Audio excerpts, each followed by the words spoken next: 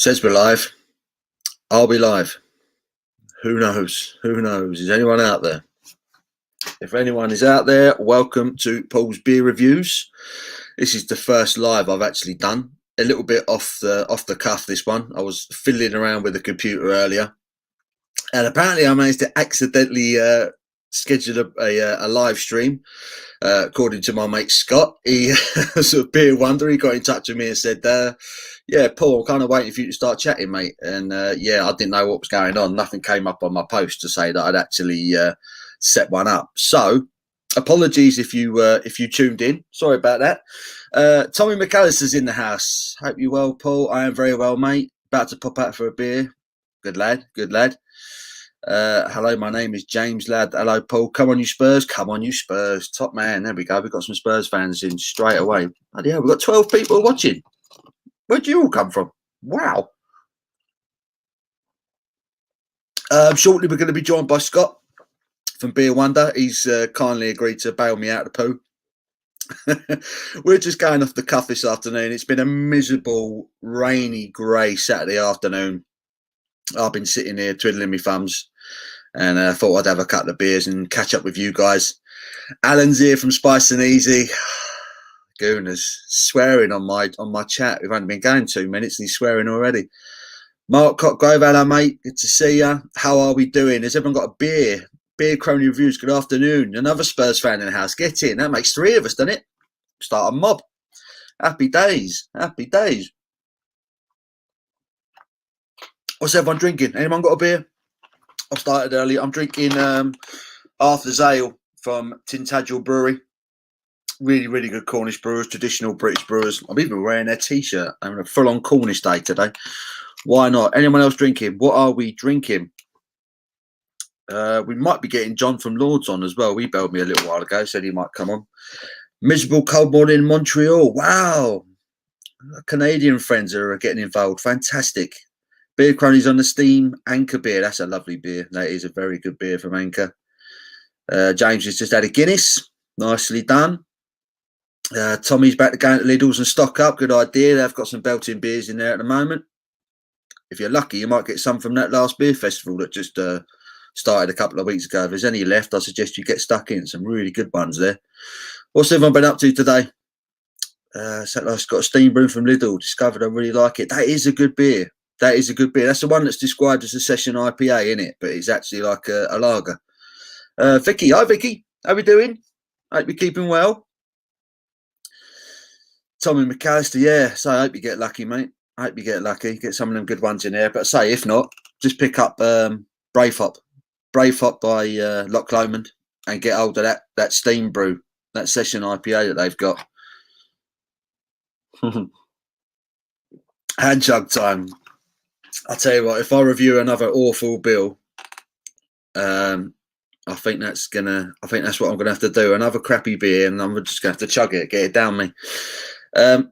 Some tree, yeah, we're quite happy with the tree. We went early. We went early. Me and Abby. We decided it's been a crappy year, and Abby already knows that she's going to be working all over Christmas. So we thought we'd go early, put the tree up, and try and cheer ourselves up a little bit. And do you know what? It's worked. Having a Christmas tree up just gives a little bit in the house. Just makes you feel a little bit better, I find. Tommy's got the Brave up in the fridge. He's been on the Tenants, good lad. Love it. Alan's going to be on the Peroni Special Reserve. Yeah, Alan is on at 8 o'clock tonight. He's live streaming with Scott and Wonder from Beer Wonder tonight. If you haven't subscribed to Spice and Easy or Beer Wonder, I suggest you do, because they've got some cracking channels, those two. Really good guys.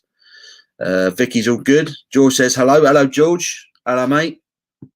He sent me a keg of Hobgoblin Gold the other week, and that went pretty sharpish, to be fair. So thank you, George. Enjoyed that. What's he up to, Vicky? What's George doing? Is he playing Call of Duty on his own, or has he found some friends?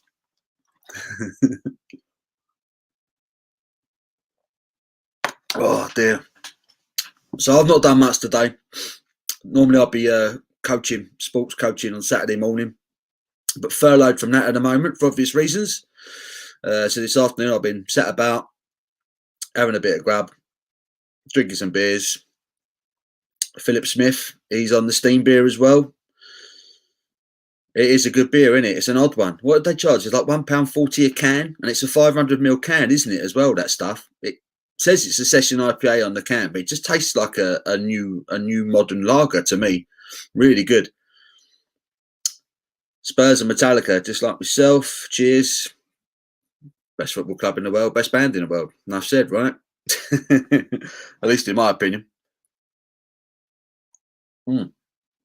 It's a really good ale from Tintagel. Lovely beer. Really malty, nice toffee malt to it. Citrusy hopped. Very nice. You've got 19 people watching. This is mental. About 125. That is cheap, isn't it? That is cheap. Right. I think we're now going to be joined by my mate Scott. So get him involved, shall we? Are we ready? Boom. You are live, Scott. You are live to the millions. I ain't live to no one, mate. I'm barely alive to myself. We have got tens of people watching right now, so we're flying. Tens? We're flying. Tens of people. We've got 19 viewers apparently, so we're doing all right. Doing all right. Paul's got tens of people watching. Bill Smith, the Saints. Up the Saints. Oh, who's that? Get rid of them. Philip Smith. Yeah, they were top of the league for about 24 hours, weren't they? 24 minutes. That's top, wasn't it? Tottenham went top for about 20 minutes. That was embarrassing. It's football's a funny thing these days. I gave up on football a few years ago as a going concern, really. Obviously, I'm a Pompey fan and had a season ticket for years. Had Archie and just stopped going, really. Yeah. And gave up on England because I was fed up of being fucking let down. And I watch the odd game here and there, but I mean, I turn England on now, and I'm like, who the hell are these guys? Yeah. It is. No, I'm kind of the same. I only really watch England nowadays when the actual tournaments kick in. I can't be bothered with the friendlies, and every time they come around, I'm really hoping they don't bother calling up Tottenham players because you don't want to see them get injured. You know, it's come to that point now. We just ain't fast. Bit of a waste of time, really, and it's I'm the same. Every competition that comes around, I ain't watching that.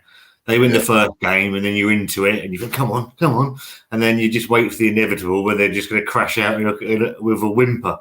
Same thing, isn't it? This is every time we come up against someone else who could play football, we ended up getting dumped out. It was the same with the last one with Croatia. As soon as we got to play someone who could actually knock the ball about, we were in trouble. We went up the pub to watch that, didn't we? One to England and Croatia. Was it the World Cup or something? All excited, and just came out of the pub, just had a gutful again. That's what it's all about, isn't it? Yeah. That's what it's all about. Megatoddy's in. Hello, mate. Says, all right, guys, what are you both drinking? He's got a mini keg from 71 Brewing. Head over heels mango double IPA. Wow. So Megatoddy's from Pompey. He works in Pompey, lives in Pompey. Oh, nice. I've got a can of hop, skip and juice. Hop, skip and juice. Love that. Love that one. Obviously, we're on with Spice and Easy later tonight, so I'm on with one, and that's me done because really, and we've got 8, I think. Yeah. Would you get 2 boxes? They do them in boxes now, don't they? Yeah, I do. I picked these up to because Al's picked 2 drinks, one just picked 2 drinks, Fiona and me, so we've all picked 2 drinks each. Nice. So happy days. I thought I've picked something else up cheap to sort of keep me going into the night. I had a bit of a long one with Dean last night. I was only going to do 2 hours and ended up 3 1/4 again. So I caught like the first hour of that, and then I had to go and do a Zoom call with a bunch of pals that was organised. So I was all over the place last night, trying to watch yours. Then I was trying to watch a bit of Simon's, and then chatting with the boys. Still getting too much. All this it's overtaking your life, and me and Wanda we had a date night on Thursday, and just in here, and just it was quite nice, Wanda, wasn't it? Yeah. Actually, it's just sort of me and her daughter and her partner had a little bit of a date night as well. So it was just in different parts of the house, and it was just sort of nice to just stay away from things and just get involved in anything. That sounds the way. David Thompson's in. Says, afternoon, geezers. Big thumbs up, you, Dave. Good to see you. Spice and Easy. I was going to get that for tonight. Is that the hop, skip, and juice you're referring to there? I think I've only had a couple of cans of that. I remember reviewing it when I was in Tesco's earlier, picking up the bits and pieces for tonight with Alan and Fiona, and I thought I haven't had that for ages. Yeah, I smashed my way through loads of them over the summer. It was just the perfect summer beer, wasn't it? It was. Oh, it's a piece of pin. It's quite light, isn't it? The body, although it's quite thin for 5.7%, it's got packed full of flavour. Yeah, and it's really, really nice. It is ridiculous what some of these breweries are doing now. You just kind of think, even like the low ABV ones, it's just the flavour they're packing into them is absolutely fantastic. Mental stuff. Really is good. Barry's in. All right, lads. Hello, Barry. You all right, mate? Danny Bloom. Arse. Wonder Scott's messing around with letters. Someone tell him. That's not me. It's the kids. Obviously it's the Christmas sign, but every time we come in, they've all disappeared, and we've got arse there. I don't know if tell me something or wonder. I'm not quite sure which one it is. Class. Love it. Danny Bloom, David Thompson, Belgian ale gift packs in Lidl, $11.99. Belgian ale gift packs. What Belgian ale are we talking about there? What they got in there? We was in Lidl's today. I hadn't seen any of that, to be fair. I've not been in there for a couple of weeks. If they've got Belgian ale gift packs in there, I need to get myself back down there. It was really busy. It was busy now. I was like, fucking, because I go in, we've got about, it's only a small island. We've got about 36 Lidl's in Portsmouth. Just, can't cram any more in. The big one over there hasn't got a self-serve checkout, so all we wanted was 2 loaves of bread. I saw them queuing up the aisles. I'm like, no, out. I'm pretty sure every time I go to Lidl, as soon as I stand in the queue, they look at me and shut the till down. They're like, no, I'm not serving him. I'm not serving him. He looks a bit rough. I swear they do. You just press a button and the light goes from green to red. Just like. I like the way you stood there and they're queuing up the aisles and they say, we're now shutting this till. And like, brilliant. Yeah, I just emptied my basket. He's just going I like Aldi's because it's like a sport, because you've got that little checkout area where you got the stuff, and they're like that. Yeah. Robbing at you. There's no belt behind them, is there? It's just like a little surface about the size of a desk. I just throw it on the floor, basically. Like, that's why I worked out. That's why the windows are so close, so they bounce off the thing and they come back at you. Just try and get them. They don't do the monkeys, do they? Lidl and Aldi. You're like a bloody baseball catcher trying to fucking stop everything that's going past. Exactly that. Dave's saying Drax, as in Golden Drac. No way, it's only Golden Drac in Lidl. If it is, it must be. They must have bought all fucking old stock or something for that, because I don't expect to be buying that. Depends how big the pack is, I would think. Yeah, how many's in the pack? Apparently they're doing the is it Carmelade? I can't remember if it was Carmelade. They're doing a gift set on Amazon, £15, 4 beers and a glass, and everyone's going on about that one at the moment. But it is. You said it is. Fucking hell. Golden Jack, yeah. 6 bottles for £12, £2 each. Bloody hell. Oh, okie dokie. Just get myself down to Lidl's, I think. Get some of them in. I can't afford any more. We've got coming later today. I think it's up for 5:30. I think I've done it for the brand new. And if Megatoddy's in, the Cocodocus, a brand new version 2 of the Cocodocus from Staggeringly Good. Imperial chocolate stout, 10.3%. Wanda's favourite stout from last year favourite beer from last year was Cocodocus, which was 6.7. So where is she on this one then? The ABV must be scaring her a little bit. She was when she found out it was Imperial, because we get on quite well with the owners down there. And Joe, I've been badgering him for a year. When's new Coca? Are you brewing Cocodocus? And then he's told me, I think it was the end of September. And then 2 weeks ago he let the cat out that it was Imperial, and you should have. I'm surprised you didn't hear the howl from Wanda from there, because she was devastated. But it's stunning. It's a cracking bit. How can you do this to me? How can you? Ruined it. that. I watched a little video you done your trip down there. I love the fact you threw in the little floodlight fact for us all. That was great. I love that. I love those videos. They're really good. Them ones where you do the drive and you speed up the journey and that. I love stuff like that. We did it down to the Beer Musketeer, obviously the bottle shop we went to last week, and I got to the car and I had no actual design to do that, and I just thought I'm going to film it. Yeah, and it got quite well received. I thought I'll do another one. Yeah, and they're just fun. It's something different. It's like you and maybe doing your spicy stuff and that. It's something different. Wonder quite enjoys them as well. So it's just doing something. A day out, and you get to do a video as well. Win, isn't it? Yeah, that's right. And the driving bits, obviously, I speed the driving up because you say you can't hear me swearing.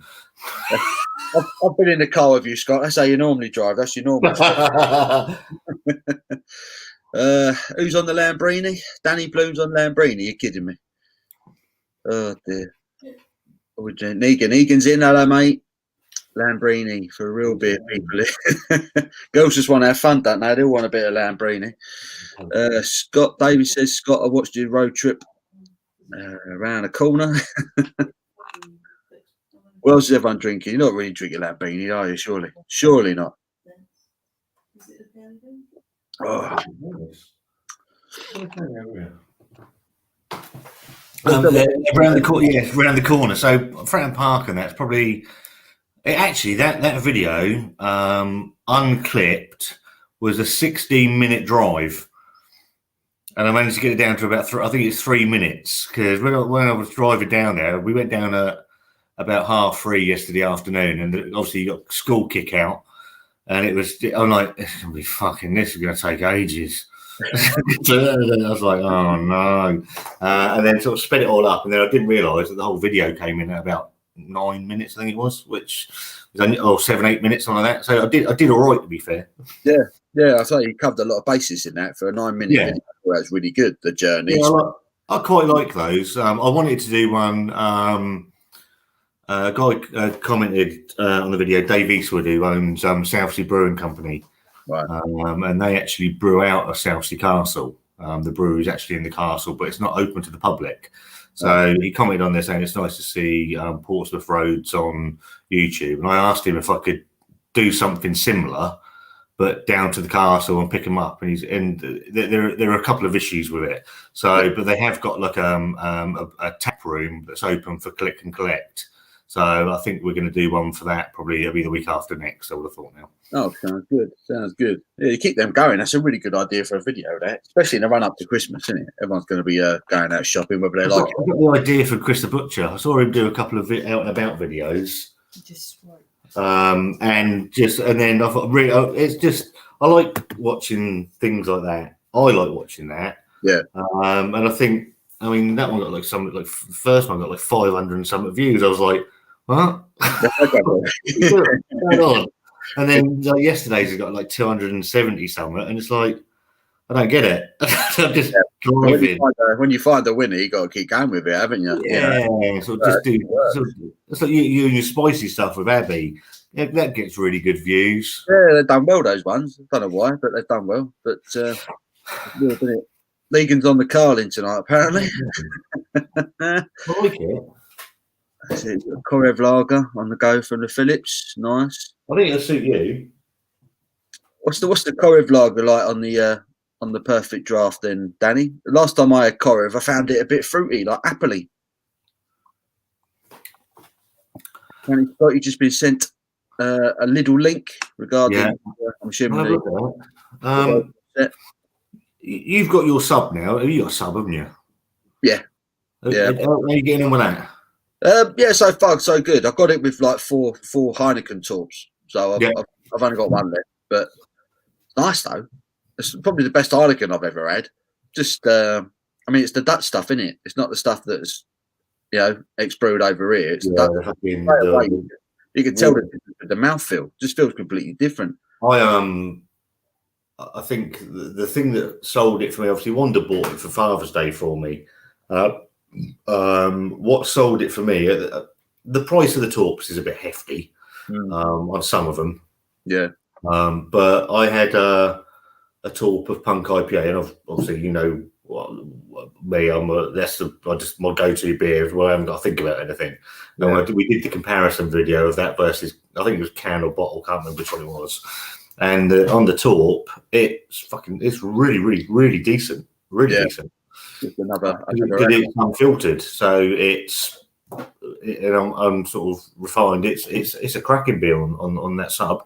Yeah, that's exactly what I thought when I poured the first pint of Heineken, because I've drunk Heineken regularly for years. I've drunk it at the football. I regularly go out and buy it, and as soon as I pulled the first pint off the sub and necked it, I was just like, "This is completely different."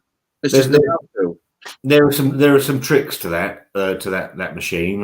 Obviously, you've probably got getting hold of it now. Is make sure if you're putting it in, make sure it settles in there. Yeah.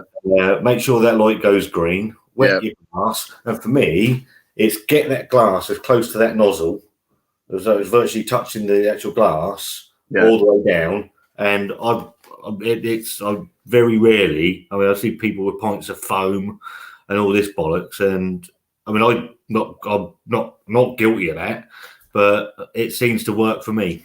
Yeah, no, the first one I did that. I kind of poured a little bit out the top, threw that in the sink, wet my glass, poured it, and it was about half and half, like foam and beer. But the beer soon caught up.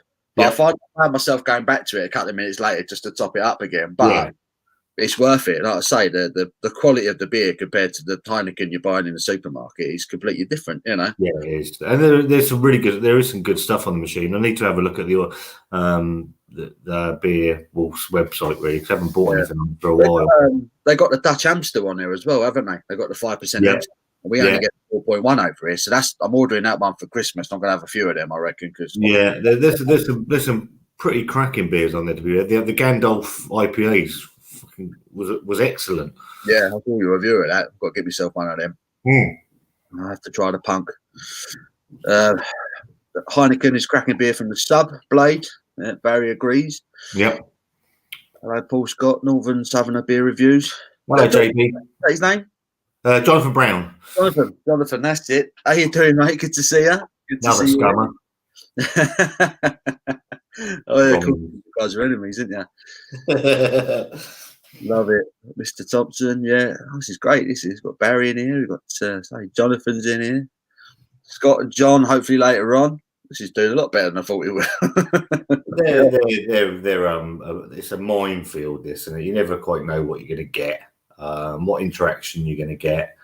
I mean, Wanda was good as gold last night. I said that I wanted to get. I haven't done a live with Dean for ages, and wanted to sort of pull him on. We're supposed to do one last week, but it fell through on his end and probably my end as well. And so I was on about it earlier in the week, and I said, look, I'm just going to do 2 hours. We were going to start at 6:30 and go to 7:30. He moved it back, and then I said, I'm done at 9. And it sort of went on for 3 hours as normal. And I always say to Wanda now, just going to do a couple of hours, and she's like that. Yeah. Yeah, you know what happens. Yeah. And the beers come out. Well, the trouble is, people don't get is this isn't Wanda's hobby. It's my hobby, you know, and it impinges on her time, you know. And to be fair, she's good as gold most of the time. We have our ups and downs about it, but I treated her to a date night Thursday so that I could sort out last night. She was good as gold last night. Tonight on Spice and Easy, it's a long-standing return date that we were supposed to have done back in August, I think. Oh, right. Leah ended up in hospital, and it's just been a nightmare trying to replan it, really. So it's just getting round to repaying what we said we'd repay. Yeah. And they're a good bunch, aren't they, Alan? They're a nice couple. They're lovely over there. So you introduced me to them. Yeah, it's I can't think how I came across. I think I saw something on Simon's channel. That he'd done the Reaper or something like that. And I saw they'd gone live. To be honest, my brain's so shit, I can't remember. So, done it. they're easy to get on with, and just a genuinely nice couple. So I'm into genuinely nice people at the minute. That's it. You know where you stand with them, don't you? There's no complications, you know. No. Westbury massive. Summers. Who's chatting? David Thompson. Who's he chatting with? Not wrong with Scummers. Well, there is. They're called Arsenal fans around my way. Weirdos, mate. Weirdos. So they call us. So Southampton fans call us skates because apparently we all smell of fish, and we call them Scummers because it's something to do with a dock strike fucking donkeys years ago that they broke or something. I think that's the history behind the hatred. But the cities. I know Arsenal and Tottenham hate each other. I think that I watched a programme years ago that the hatred between Portsmouth and Southampton fans is almost legendary. I don't give a shit. Don't bother me. Yeah. Portsmouth playing today?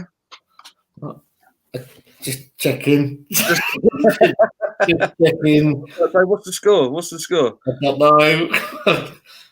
What is the score? I don't know what league you're in League 1. You're not in League 2, are you? League 1. League 1. No, I don't know like Portsmouth are playing today. Sunderland, a 2-1 down at Milton Keynes. That's just the weirdest fixture in the world, isn't it? It don't look like it should be right. Sunderland versus Milton Keynes. My team. Monday night they're playing Plymouth. Portsmouth, Plymouth. A coastal game. Love it. Yeah. They're there background. I don't know what they're doing in the league, mate, to be fair. I'm assuming they're crap. I'll have a check, actually. I think they're about 8th. I've usually got on my phone. It fires up on my phone, but I don't fucking know. I'm not going to stand a lie. No point.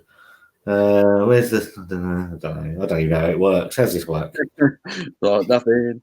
Who have we got? Shrewsbury are 3-2 up against Swindon. Accrington are 1-0 up at Northampton. Hull City 1 up at Burton. Crew 2 up at Peterborough. Is there no one Premiership today? No, because England are playing tomorrow, aren't they? So are they? Oh, that's nice. No Premiership, no Championship. Leighton Orient a goal down at Colchester. Forest are 2 down. Forest Green, that isn't it? Forest Green, yeah. Forest Green 2 down. Stevenage 1 up at Morecambe. Port Vale 2 up at Tranmere. We're just getting the football scores. This is good. Portsmouth nil. Well, for years, I thought we were actually called Portsmouth nil. I thought that was the name of our football club. Exactly that. So that's what I was saying with Spurs. You'd be like, Tottenham 1, Man United 6. Okay. Yeah, you're waiting for the other score because you know it's going to be fucking high. It's going to be bad. The Spurs scoring got you excited back in the day. And you're like, the other lot scored 5, it's okay. I did watch the game against Manchester United the other week where it was about 8-0 after 4 minutes. And I was like, fuck, this obviously lockdown and not having fans in the stadiums, it's really evened football out, I think. I think it has. It's got a bit mad, didn't it? I think there's all sorts of things that play at the moment because I don't think footballers are as fit as they would be normally because I think they're having to do all this extra testing. I reckon Salah's got it now, haven't they? They reckon he's got COVID. Really? Yeah, I reckon he's been tested positive, so he's going to have a couple of weeks off. So it's all gone mad. Liverpool seem to be getting really hard hit with it. Van Dijk's out for the season. Sounds like Joe Gomez is out for the season as well. I think what it has shown is the role that fans play at home and the atmosphere and the intimidation factor in football. Obviously, you watch these games. I've watched a few. I haven't watched a lot, but they're like training games, like training matches. Yeah, they keep pumping this fucking crowd noise, and it drives me mad. I'd rather. I know you used to have the option to not have that, and I prefer that. But it's just like there's nothing. Obviously, without that crowd and the intimidation factor, it seems to have evened the games out a bit, and you got scores that you'd never ever get. Like exactly. 7-2 or whatever they lost the other week. Yeah, it's been a mad start, and it really has proper random. See these comments. Jonathan saying it's a bit early for the Christmas tree. It is well early for the Christmas tree, Jonathan. I totally agree with you. Hang on. Yeah, Scott's gone as well. There we go. We went last weekend as well. We've had a shit year, as have a lot of people, and I think Wanda said, I think there is a lot of people that have gone early on Christmas this year, just to give them a little bit of cheer. Yeah, that's exactly what it was. Like I said, Abby just, my wife just said, look, it's been a miserable year. We've not been able to do anything we wanted to do. We just about managed to squeeze the wedding in. I was going to say, yeah, even that wasn't quite what you were wanting, but you know. I mean, it worked out nice in the end, just the 30 people there. But I mean, if it had been like a week later, we would have had to have had 15 people there, and that wouldn't have worked. So I don't know what we're facing at the moment, Wanda. I don't think weddings are on at the minute. At the moment, there's no weddings on. No weddings at all at the moment. Special circumstances, I think. Unless I tell them I'm dying and I might get one. And then I'll probably have to prove it. But we're getting married in the end of March. Yeah. Hopefully, if it's all rosy by then. Well, we've already said we're going to get married anyway. Like you and Abby. We're going to get married anyway, even if it's just me and Wanda. And we'll do something that way. No, fair play. We spoke about postponing it. And then Abby was just like, well, when are we going to be able to do it? We don't know what the situation is going to be like this time next year. So let's just crack on. Let's just get it done. So we did that. It was a really nice day in the end, you know. But all the people. I'm just thinking in my head, how much money am I going to save? Yeah. Yeah. Well, we saved money on the church because we couldn't have an organ player because we weren't allowed to sing. And I didn't want to play. No. No chance. So, but yeah, no, it's been a rubbish year. So we just said, you know what, let's put the tree up because I tell you what, when you think, if you look, we're 10 years time when we look back at this year, it's going to be Jesus. Yeah, it's been horrendous. Yeah, this is all 2020 will be remembered for, isn't it? It's been an absolute crock. It's just shithole. Absolute shit show every year. Oh, it's been mad. Been absolutely mad. So yeah, we've gone early with Christmas this year, but I mean, apparently we're not the only ones. But it cheered me up a little bit having that lit up behind me. I quite like it. So you know what? I like to play the Grinch in the house. So when she was when she said, "Can I put them up?" We got another one directly behind us. There's 2 trees in here. Right. It does bring a smile to your face. Yeah. It makes Wanda happy, and that's what my job is really. If she's happy, I'm happy. Yep. Happy wife, happy life. Yeah. That's how it works. Yeah. Yeah. Banter here between Barry and Jonathan, is it? Dave says listen to a bit of AC/DC and ZZ Top. Nice. AC/DC had their new one out yesterday, didn't they? New album. I haven't heard it yet, but if it's AC/DC, you're going to like it. Going around for fucking years, isn't they? Yeah. Absolute years. We were listening to Thunderstruck yesterday when I was in the car coming back. What a tune that is, isn't it? Well, as soon as you hear one AC, if you like one AC/DC song, you kind of like all of them, don't you? You're not like it. You know what you get with AC/DC. Quality band. I remember seeing him on Top Gear many years ago, and just a legend, absolute legend.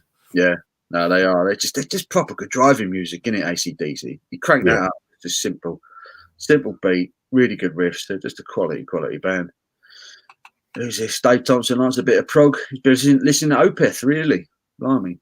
I like a bit of Opeth. Like Anathema, they're another good sort of progressive rock band. But apparently they've called it quits this year, which is ridiculous. I'm all right. Danny's wife got the Sainsbury's to buy a beer. Nicely done. Sent her out with a shopping list. My wife got to Sainsbury's to buy beer. I'm sure you could have sent her to a worse supermarket, could you? I don't know. Well, they've got some decent stuff. If depending on the size of the Sainsbury's, if you've got a decent size one, there's some. I mean, you've got the alpaca. I'm a massive fan of alpaca. You've got the tiny rebel stuff, but let's not really talk about them. And there is some decent stuff in. You've got some Michaela stuff in there now. So it depends on what's in your particular store. They've dipped their feet and toes a little bit further. Yeah. It's still not far enough, but it might come.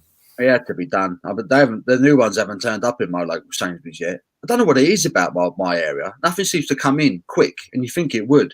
But the Sainsbury's we've got near us is massive. It's supposed to be one of their flagship stores. But I've been in there a couple of times since these new ones have gone in, and they just ain't in there. They've got like Triple Hazy and OG Hazy by Brewdog, but they've been selling them for about 2 years now. So it's Yeah, £30. I haven't tried Daya Steady Rolling Man. I haven't had it yet. It is ridiculous because it's meant to be a legendary beer. Steady Rolling Man. Steady Rolling Man. I've never Absolute belter. Belter of a pale ale. Yeah. I've never had it. I know for a fact that my local bottle shop have got it because they were advertising that the other day. But I haven't been down there for a few weeks. Be careful what you pay for it, because there is ridiculously priced cans out there. I think mine was actually sent to me by Barry from All the Beer No Idea, because I was complaining about the price of it locally, and he picked it up a bit cheaper and sent it down to me. But it's a stormer, absolute stormer of a pale ale. No, it's on my wish list. It's one of them beers we got to get down me. I've got to go to the bottle shop because my local bottle shop's got some belters in at the moment.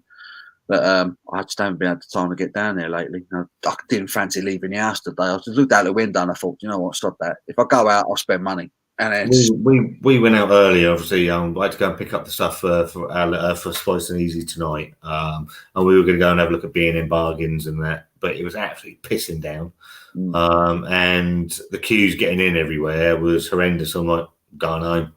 Yeah. But you think this lockdown's nowhere near as bad as the last one, is it? People are all over the place still. It's not a lot. It's a lockdown of the hospitality industry. That's what it is. That's what they've done. They've locked down pubs and restaurants. That's all they've done.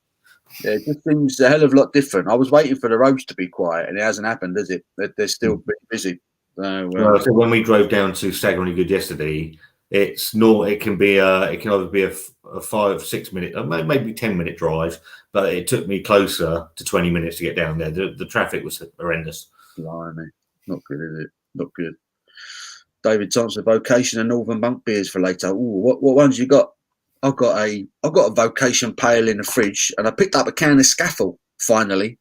I've had about 4. I've not reviewed that. I've had 4 cans of that.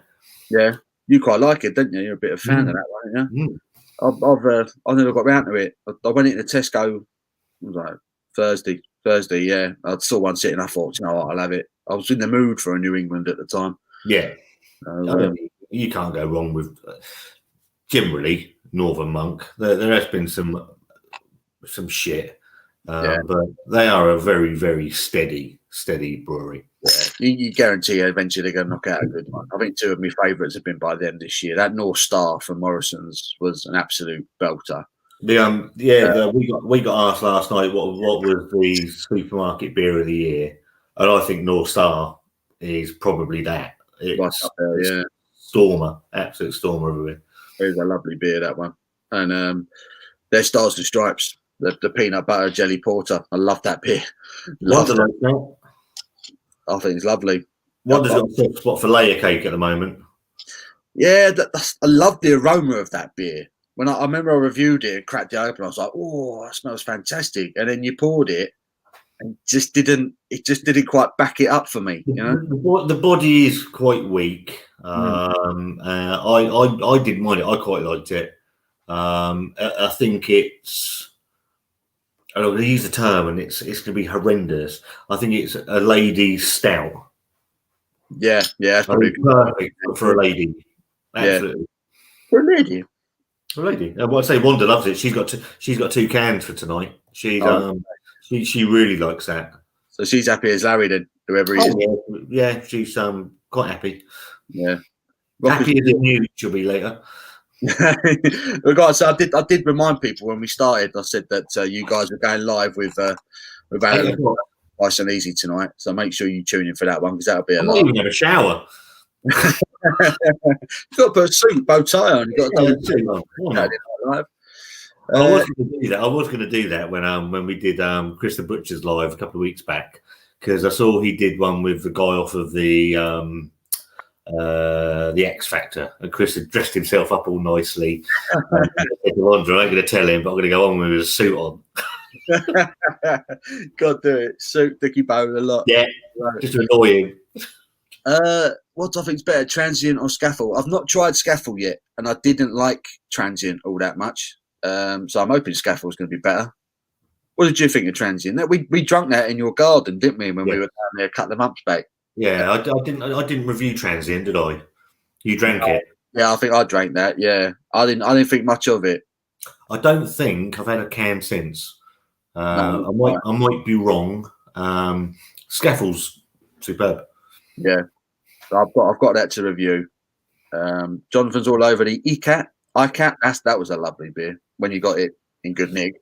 That's the problem for me. I'm a huge fan of ICAT, whatever you want to call it, but I'm reluctant to buy it because I've had a couple of cans that are oxidised, and it's a roulette beer for me now, and I'd rather buy something, which is a shame because Salt are a really solid supermarket brewery now. They've gone mad this year. I mean, they were popping up in my beer 52 boxes a lot last year, in particular.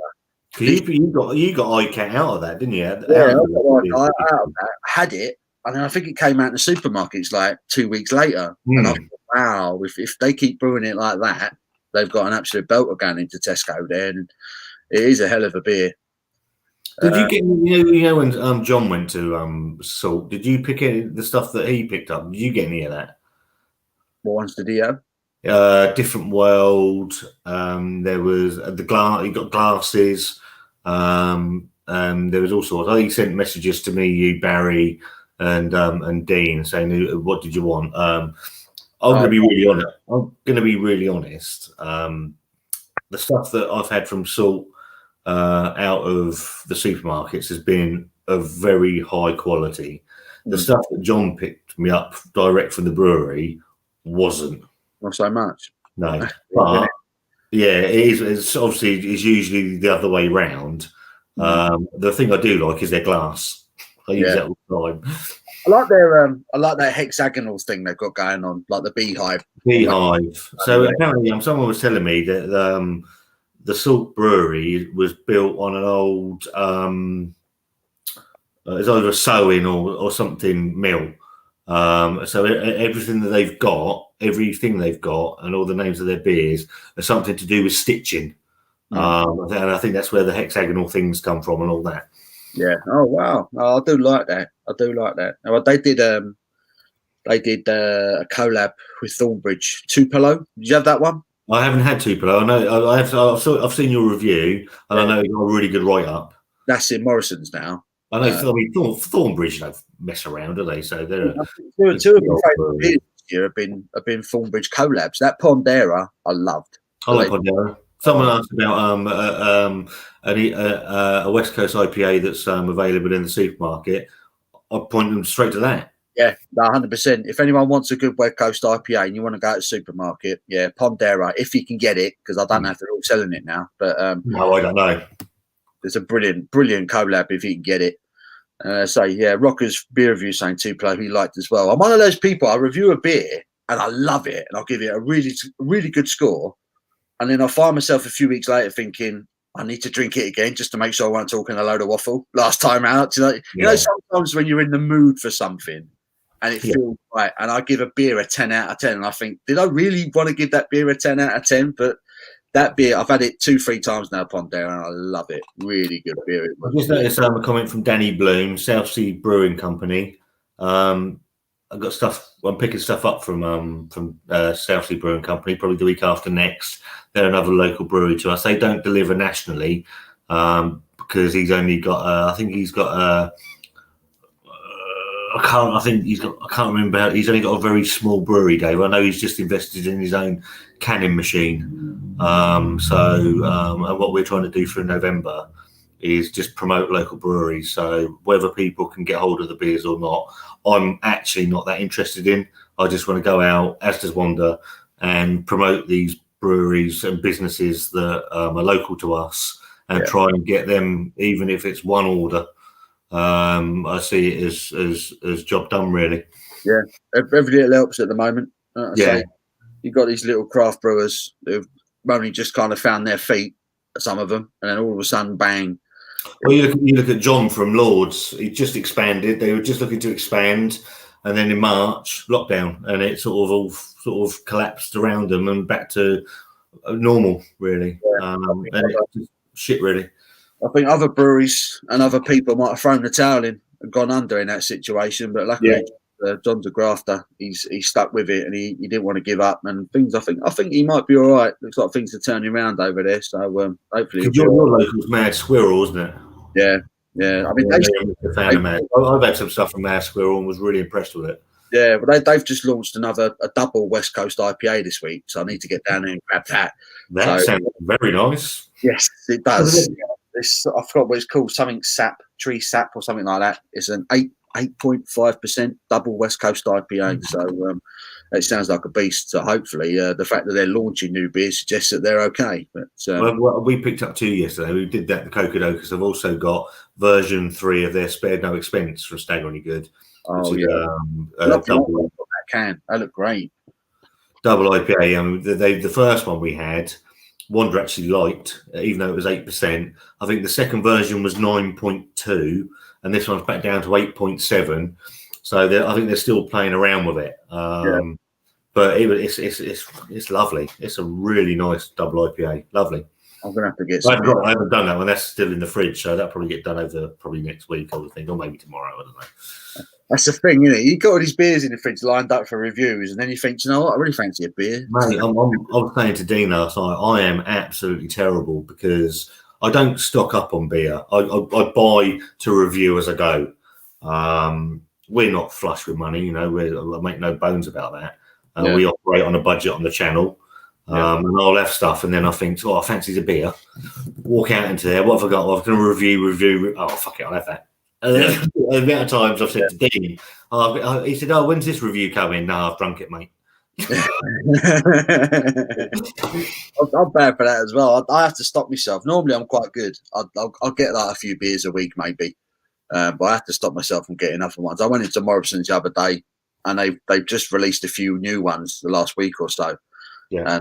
Only like 3 or 4, but they had the new Lervig stout in there, and I think it's 10.1% ABV stout, and it's only in a 330ml can, and they're charging £4.50 for it. And I just thought, I'm not sure I agree with that, so I left it. I put it down again. But on another day, I would have gone bugger it and picked it up. But I have good days and bad days, and I'm just like, I'll get it. And then other days where I actually think about it before I pick it up. I thought, am I really going to pay $4.50 for 300? We did that little trip down to our bottle shop last week, and I had a budget in my head of what I wanted to spend. We went down there primarily to pick up the Fallen Acorn oatmeal, can't remember what it was now, triple IPA, and I put aside 3 of Munson's beers for Christmas. Yep. So I get on really well with Jason, the owner. You've got a glass. He said, well, if you buy one, I'll give you one free. I'm like, okay. Go up to the checkout, and I'm like, he tells me how much it costs. So I was like,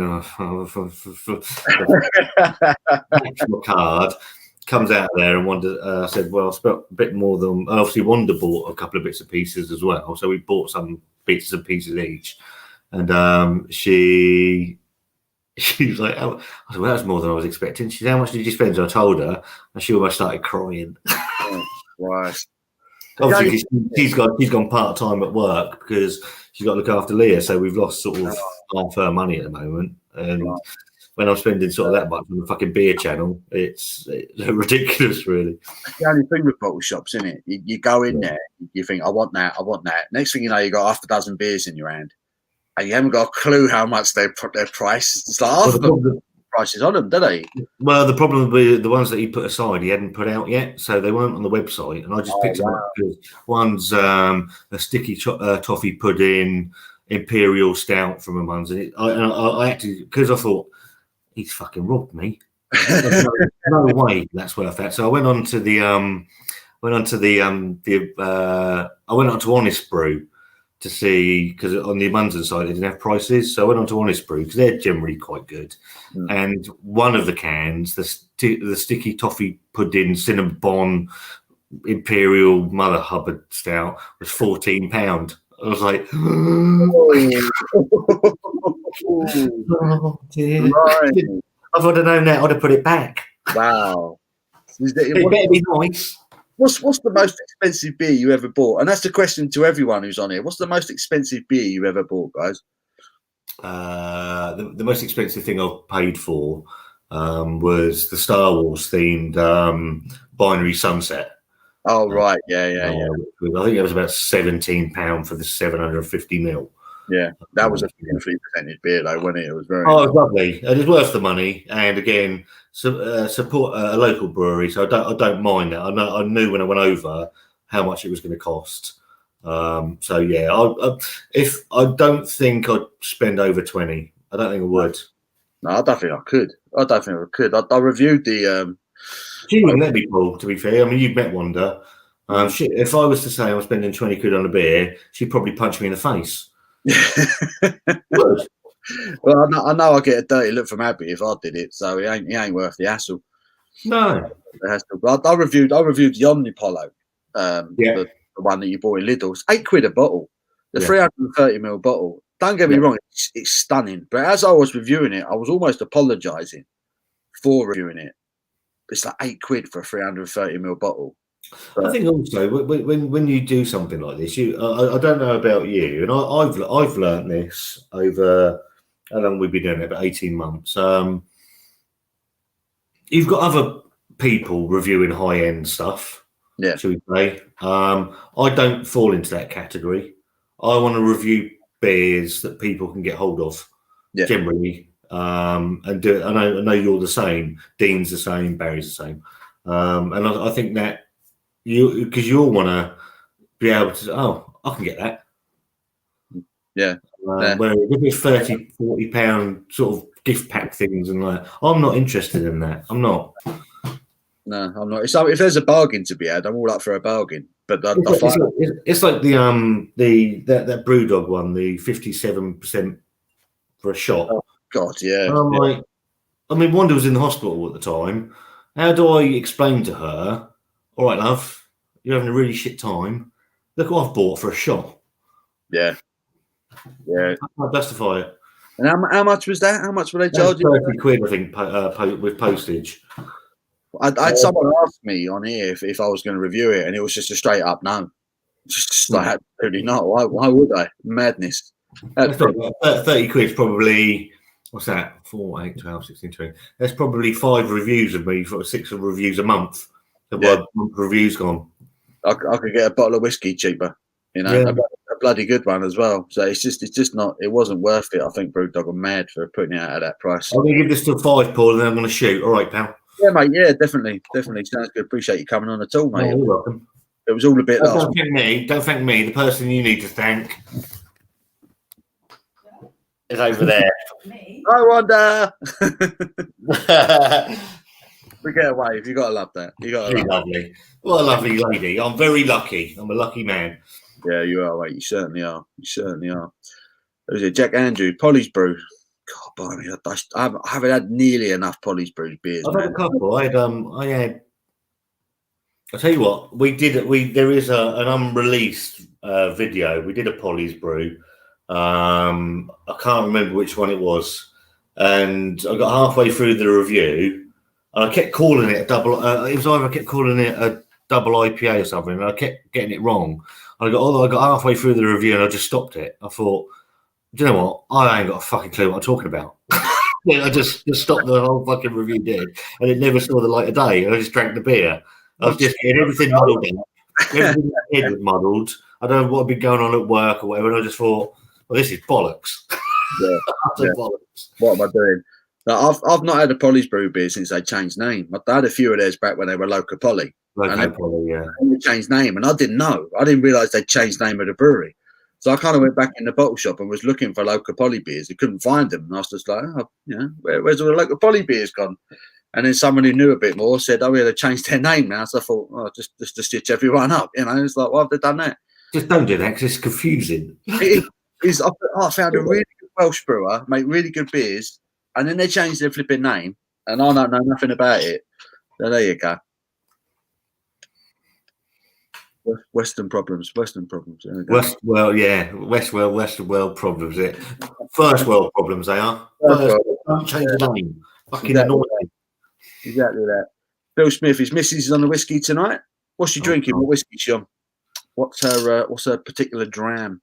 I'm not a spirit person. I didn't mind a Jack Daniels and Coke when I was about 20, but between 20 and 25. It'd probably kill me off, I would have thought now. Oh, I do like my whiskey. I like my whiskey. Bottle of Woodford Reserve. I've always got to have a bottle of Woodford Reserve on the shelf. I love it. I've got a couple of barrel aged beers in the fridge that were sent to me by one of our subscribers, Tyrannosaurus 69. I get a message if he buys stuff that he doesn't like. I get a message saying, "Take this off me, or it's going down the sink." He always sends me stuff he doesn't like. I had one. No, he sent me 4 beers from. I'm not going to name the brewery in case I don't actually do them. One of them was a Pina Colada Pale. It smelled and tasted like sick. Ugh.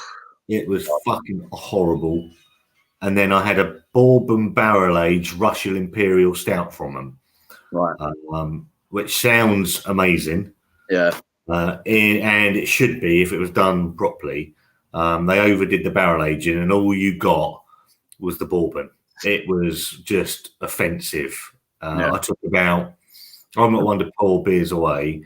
I took about 5 sips from it and just threw it away. Yeah, but I can't do it. Yeah, I had that with Vocation this year. I had I picked up their first barrel age from the barrel age series they knocked out this year, and it was the red wine barrel one, the original, and couldn't drink it. I got about halfway through it, and I had to give up. It was all I was getting was red wine. Yeah, I was really annoyed because I was looking forward to it, but I love Vocation as well. But all I got was red wine, and I was just like, I'm not drinking that. Well, I've got 2 more. I've got a whiskey barrel aged Scotch ale, and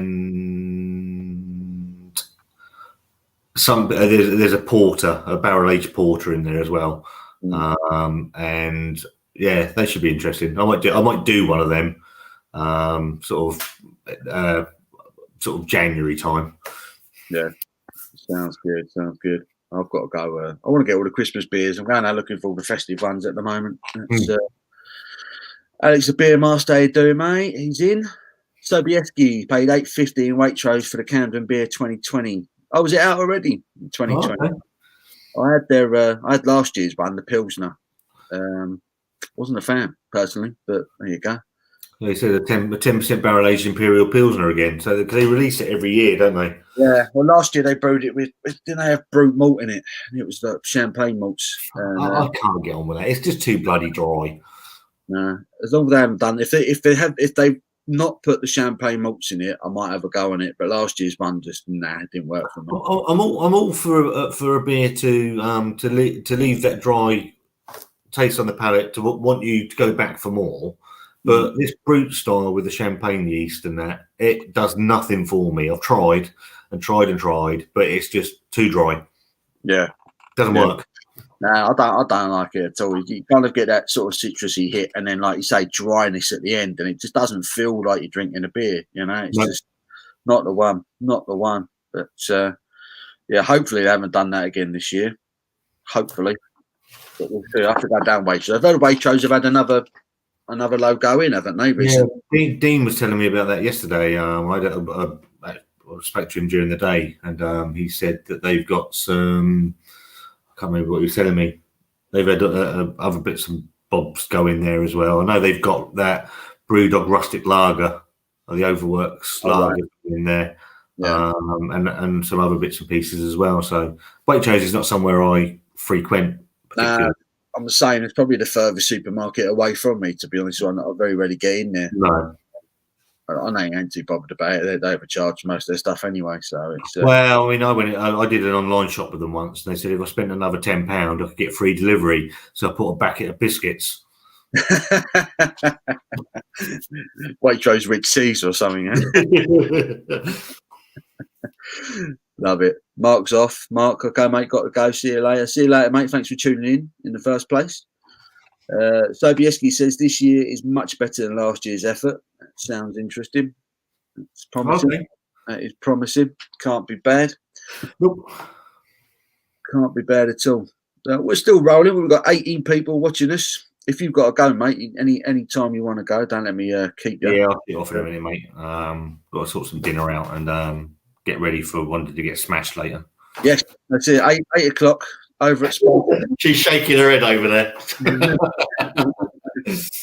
But yeah, 8 o'clock on Spice and Easy tonight. Watch Alan and Fiona from Spice and Easy with Scott and Wonder from Beer Wonder.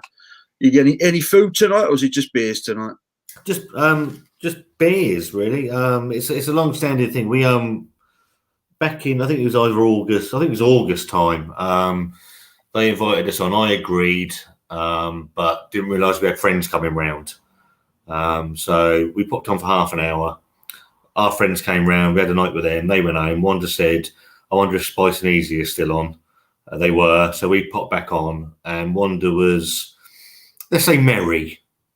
At one point, she had the calendar on the table, and she was writing people's birthdays that were in the chat on the calendar. So I've got people on the chat that I don't even know, sort of their birthdays on our calendar. And then we agreed to go back on their channel at some point. I think it was 2 weeks later. And obviously, our world's been a bit up and down, and we've tried to reschedule this for about the last 3 months. So this one's been in the diary for some time. Yeah, it's just a little repay back to them because we said we would. Yeah, no, they're a good bunch, aren't they? Them? Yeah, they're a nice couple. I like found out sort of genuine people, and that's who I sort of really want to sort of concentrate with at the moment. Yeah, definitely. Anyway, I'm going to shoot off. Oh, mate, thanks again for coming on. So, you're welcome. Anytime, and Scott, we'll with me, you, Wander, and Abby at some point as well. Yeah, definitely. We'll have to do that. But yeah, make sure if you haven't subscribed to Beer Wonder, you subscribe to them. They're knocking out some really good stuff at the moment. I'm just going to comment on very quickly on Danny Bloom at the bottom. Have you had any beers from Urban Island? I've done one Urban Island, and I've got 2 coming this month, which will be their Mosaic. And I've done the one I did was Big City, Small Island, their Pale Ale. I've got Mosaic and can't remember the other one. But yeah, they're coming this month as well. So just keep an eye out on them. Keep peeled, Danny. Keep peeled. Yeah. All right, then, guys. Oh, mate, take care, Scott. I'll read myself, Paul. All right. Oh, mate. Well, cheers, buddy. Speak to you soon. All right, pal. There we got Danny Bloom, Urban Island. Answered that one. Spice and Easy, he's off to get set up. So, 8 o'clock, Spice and Easy. Make sure you're watching that one. He's off as well. Danny Bloom. Are we all cracking on? Who's got another beer? Everyone having another beer? Hey, Paul, just curious, did you ever have them Founders KBS? I did not. The only Founder beer I've ever had is their Everyday IPA. That's the only one I've had. But that was quite decent. I think that one's readily available in Morrison's most of the time, that one. Any good, is it, Alex? I'm going to grab myself another beer if you guys are sticking around. Grab myself one more brew. Without falling over.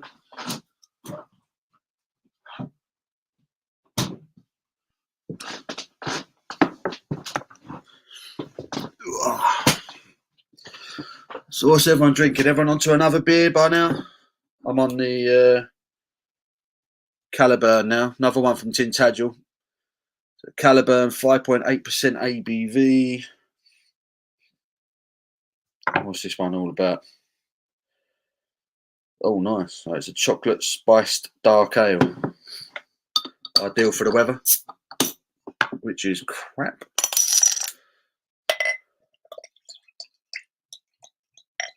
It is good, is it? Phil still on the steam. Sounds good. Is that your second can? There's a good beer in it for £1.39 or whatever it is. Really good brew. Oh, nice. That smells good. So he's on the system. Right, so I missed a load of messages earlier about music. Someone mentioned Anathema. Love that band. Really, really good band. Like I say, they've gone on a hiatus, haven't they? Which is a bit of a shame. Top band. That Weather Systems album.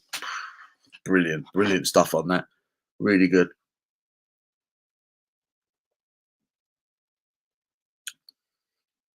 Oh, wow.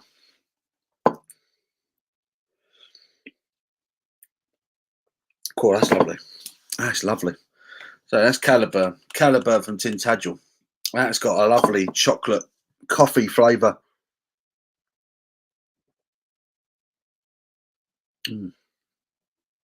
Thin bodied, really little carbonation, but that's got a milky coffee, chocolate malt flavour to it, really rich. That's lovely. Fourth can, Phil. Well done, mate. We got another Phil. He's supping the Lidl Steam too. Apparently, the missus quite likes that one as well. Blinding stuff. What's the best beer everyone's had this year? If you could pick one beer that you've picked up and you thought, yeah, I want to go back and drink that one again, which would it be? I reckon I've got a short list. I reckon Brave Hop from Lidl, the Loch Lomond one. Danny's on a keg of Heineken. Good lad. That's what I'm talking about. Proper measures. Brave Hop from Loch Lomond has gone in the Lidl's. That'd be one of my favourites. North Star from Northern Monk would be one of my favourites. Stars and Stripes from Northern Monk. Paul, where'd I get the Kenosha Kickers t-shirt? A website called 8 Ball, as in number 8, BALL. 8 Ball as in Paul Ball. 8ball.co.uk. They sell t-shirts and they specialise in references from films because they can't just put logos on it because they haven't got the licensing and that. But Kenosha Kickers, you get that t-shirt there, and they've got if you're a Home Alone fan, I'm assuming they sell the OK plumbing one as well, the one that Harry and Marv, their van that they drive around in. You can get an OK plumbing t-shirt on their website as well. It's really good website. It's 8 Ball. Jack Andrews says, have you got the Phillips Perfect Draft? I don't. I've only got the Krupp Sub. That's my beer dispenser of choice at the moment. I just haven't got enough kitchen size for that Phillips. I'd love it. I'd love the Perfect Draft. That looks like a really, really nice bit of kit. I'm assuming you've got it, have you, Jack? Is that your go-to machine? And Jack is drinking the Verdant Double Pale Ale. Any good? Any good? What else we got?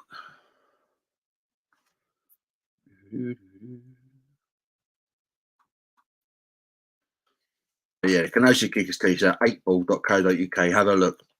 Really, really wicked website. It's just got like films, t-shirts with references to films and TV and music and all sorts. Really, really good website.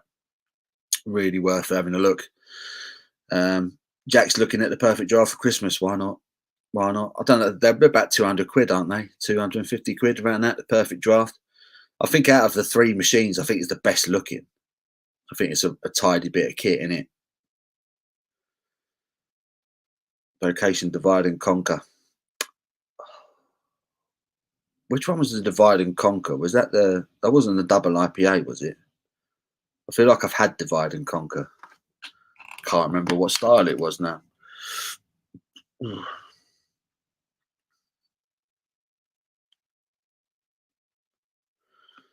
Dean Sparks is on a Heineken tonight. There's a couple of people on a Heineken tonight. We tried some Goose Island the other week, which was rather nice. If you tried yourself, Paul, I've had a few Goose Island brews. Generally, I quite like Heineken. I quite like Goose Island stuff. Their IPA is one of my favourites.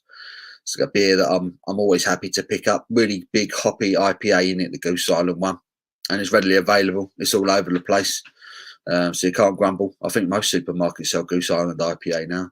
I've never had it from a can. I've only ever had it from the bottle, which is the only bugbear I've got. But no, it's a decent IPA, that one.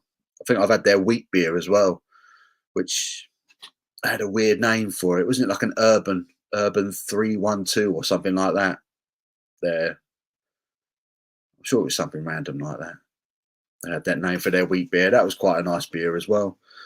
But Goose Island, decent brewer. They knock out a stout, a bourbon. Is it a Bourbon County stout?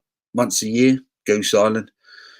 And it's one of them legendary beers that the proper beer kinos are like desperate to get their hands on. And that must be coming out pretty soon. They normally knock it out in time for Christmas, but it's meant to be a spectacular beer every year, but you never get it over here. It's definitely an online purchase. And I don't know about you guys, but I don't buy that much beer online. Even I bought a bit of beer online when we went into the first lockdown, but generally I think generally I still like to go into a store if I can, wearing my stupid mask, and pick what I want to drink. I don't know what you guys feel about that, but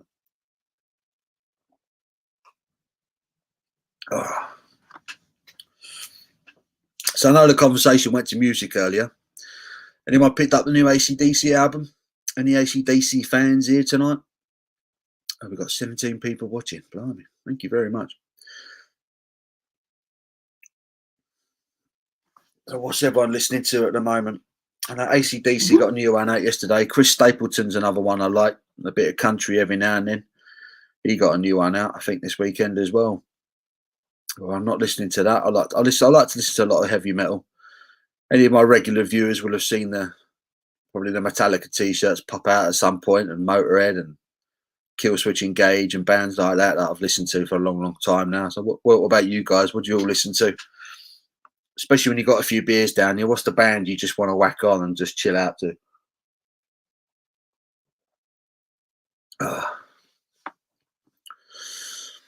It's all gone quiet. It's all gone quiet.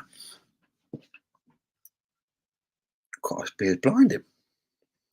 I'll tell you what, there's another brewery to look out for.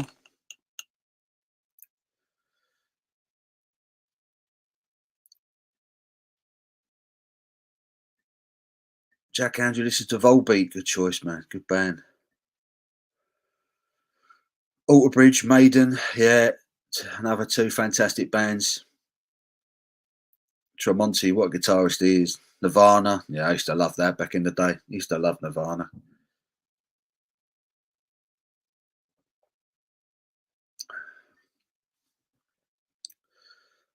Danny Bloom, Paul would put it all over Fury. Paul, would you fight Tyson Fury? I'd rather not. I'd rather not fight Tyson Fury. He can handle himself, can't he? He looks like a lump, but he seems to know what he's doing, doesn't he? Pay me enough money, I'd do a round with him. I think I'd last very long, though. Yeah, Tremonti's solo stuff is wicked. Really, really good. He's awesome on his own. I even liked it. Back in the day, I used to listen to a bit of Creed. And Tremonti, you could tell, was the best thing about the band even then. And he's just gone on to bigger and better things as he's gone along. Pardon me. Am I from London? Yeah. Me and my family are all from London. I live in Hertfordshire nowadays, but yeah, my family are all from London, North London in particular. So if you hear that London twang, that's where that comes from. Whereabouts you guys from? Where is everyone from? Where's everyone from? What are we drinking? Five Finger Death Punch. I've not listened to a lot of Five Finger Death Punch. One or two of their tracks I've really liked. Never had the time to kind of get into Five Finger Death Punch. There's usually one album. If I get the chance to listen to one album by a band and I'm like, yeah, I really enjoyed that, then I'll be hooked for ages. And I'll listen to it and pick up loads of other albums off of it. But there's certain bands that I've just never quite got round to listening to a full album by. But I think that's all you need sometimes, is that one album, and then bang, you're away with them, you know. Stone Roses, again, it's another band shame that I've never really got the chance to properly listen to. Danny loves a bit of Wham. Phil's from Manchester. What's the weather like in Manchester today? So it's been grotty, raining all day down here. It's been a miserable Saturday.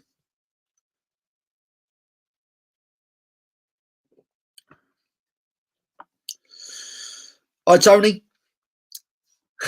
Thanks for joining us. This is your QPR fan. Someone's got a bit, haven't they? We're calling £quarter pound of rubbish down here. And she's from White City. Lovely. Hi, Tony.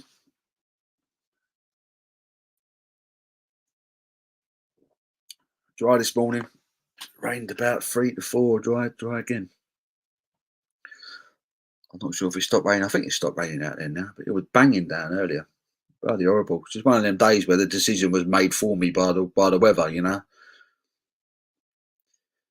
How many pints of lager does it take to get you smashed? Depends how good the beer is, I suppose. I haven't had a proper session for a while. Last time I went out and had a session, I I think I had about 8 pints of Amstel, and I was all right. I wasn't too bad, but that's usually down to the quality of the beer. I find if you drink rubbish beer, it tends to get me drunk quicker because I think there's something in it that kicks in quicker. I don't know if that makes any sense. If I go to tap rooms and I'm drinking quality beer all day, I won't feel the effects. I don't seem to get battered, and I won't feel anything from it the following day. But yeah, you just go to a local and you're drinking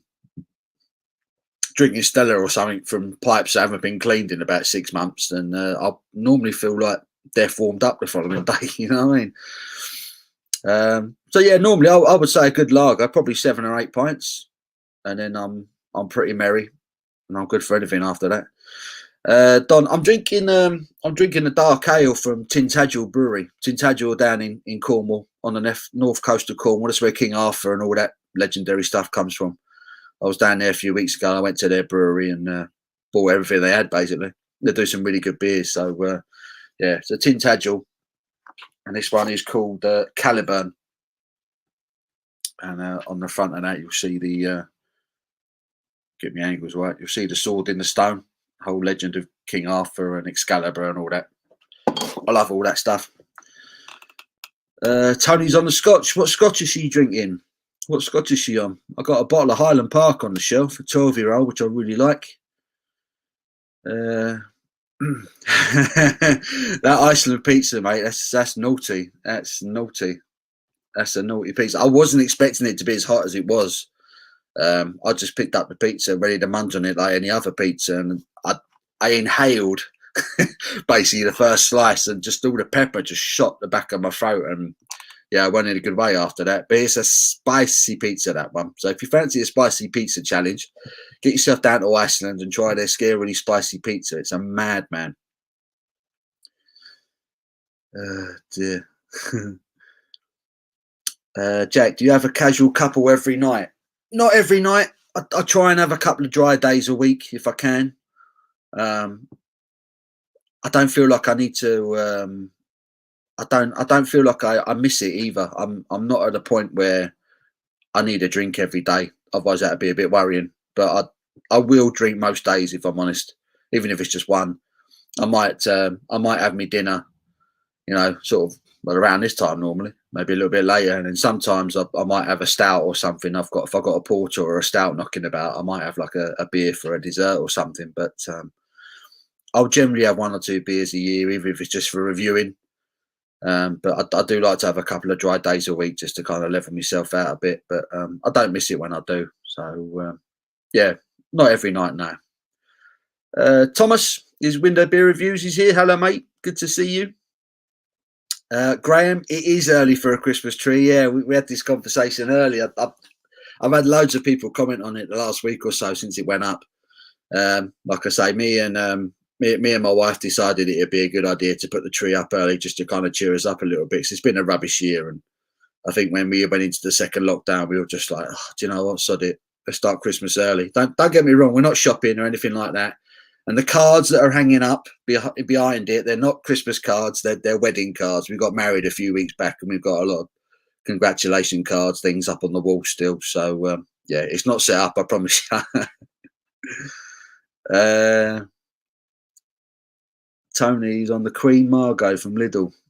Cheap, but is it any good though? I've heard Lidl and Aldi do some good scotches actually.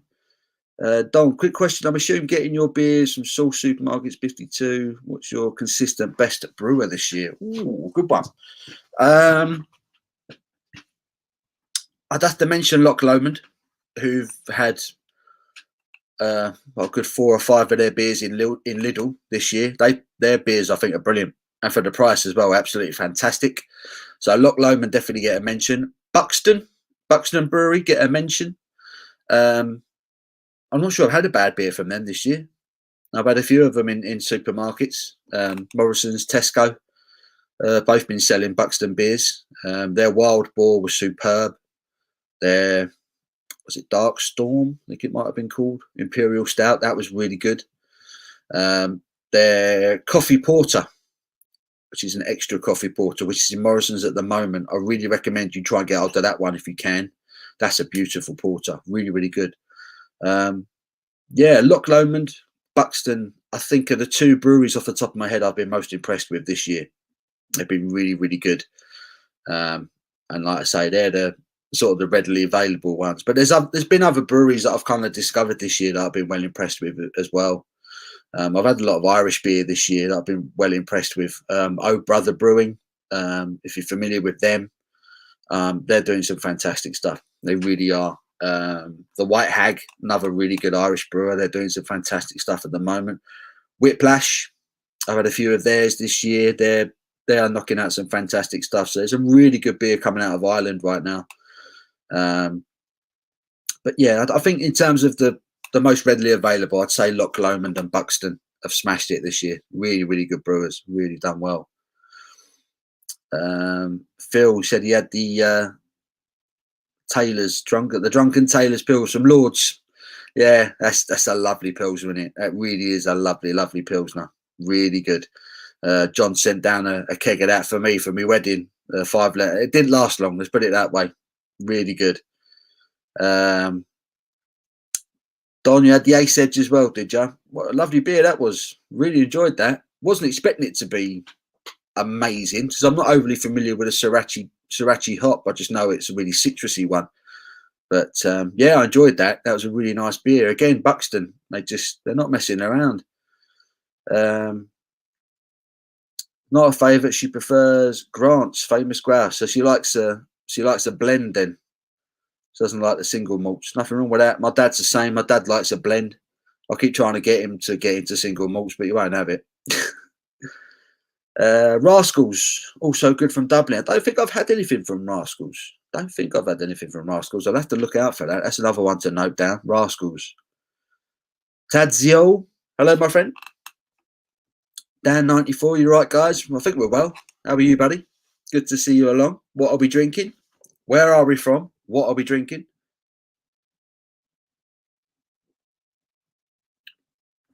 Dan94, big fan of your videos, mate. One of my favourite viewers on Tube. Oh, thank you very much. Thank you for taking the time out of your day to watch them. I can't ask for more than that. I appreciate it. Out of interest, are there any beers that I've reviewed on this channel that you've then straight away thought, you know what, I've got to get hold of it, and did, and enjoyed it? And is there any beers that I really liked and then you thought were absolute rubbish? That's always a good question. Danny's just about to open up the Scaffold from Northern Monk. I've got a can of that sitting in the kitchen. I've got to crack into that at some point as well. Phil, he normally drinks the Outstanding Brewery Company's Pilsner. Delicious. I've not had that one. Outstanding Brewery Co. I'm not sure I've had anything from them before. Another one. See, I love this. People mentioning all these different breweries. I've got to get on it. Got to start drinking it. Desperados. Oh dear. Do you know what? I've had so much grief over that video. I get people that proper get the ump. They're like they've watched the video and seen that I don't like it, and they proper get the ump with me about saying it. I'm just like, oh, you know, why are you on a beer channel if you enjoy Desperados? You know, I shouldn't knock other people's opinions, but I do worry if someone drinks Desperados and thinks, yeah, that's a really good beer. I think questions need to be asked. Personally, that's not a beer for me. Desperados. That is. Well, I'm not even sure what that's meant to be. It's an abomination, isn't it, really? Always on Cannonball. What a beer that is. I think you can get that for £3 a can in Tesco. Cannonball. That's a really good beer from Magic Rock, who this year, I've got to say, Magic Rock, I've not been all that impressed with. I've had a few of their new beers this year, Magic Rock, and nothing has really taken my fancy. I think they're one of them beers that have got a really good reputation very quickly, and I feel like they're kind of resting on their laurels, you know. A bit like Tiny Rebel, they're another brewery that are in danger of doing that. For all the good work they did, you know, in their early years, I feel like they've got to a point now where they're just sort of knocking them out and not really putting too much love and care into them, if that makes any sense. Beer Dog, hello Chris, good to see you, buddy. Glad you are here. Another excellent beer reviewer, the Beer Dog, Chris at the Beer Dog Reviews. If you haven't subscribed to the Beer Dog Reviews, I do suggest you do, because he's he really knows what he's talking about. He's got a lovely beer reviewing style about him. Lovely bloke. Yeah, just like Budweiser. Yeah, it's not good, is it? It's not good. What's the most pints I've ever sank in one session? I don't remember. Be pretty bad if I did remember, wouldn't it? I wouldn't even like to guess, to be honest. Probably in oh God. I wouldn't even try and put a definitive number on it, but it's got to be in the upper teens. It's one of them. It's usually when you're on an all-day sesh. You know, doing an all-day sesh with the boys, and you start drinking about 12 o'clock, and then you're still going at sort of 1, 2 in the morning, and you kind of try and add it up, thinking, how many beers have I actually had today? Because it normally starts off like the first couple of hours you're doing 1 or 2 an hour, aren't you? Maybe even 3 if it's hot. But yeah, I think probably the most I've ever had in one session is probably pushing 20, upper teen, something like that. But not that you're going to remember the day after, personally. Hi, Paul. Did you know you can get San Miguel 5.4% ABV brewed in Spain from Aldi and Tesco? I didn't know that. I didn't know that. I will definitely have to look up for that, because the San Miguel I usually drink is the 5% stuff. And I still enjoy it. I still enjoy San Miguel. I ain't got a bad word to say about San Miguel. Oh dear. So Chris has just got soap cycling home from work. Looking forward to a beer, but they're still warm. Eesh. What beers you got, Chris? Have you got a stout? Perhaps you can start off with one of them just to get you warmed up.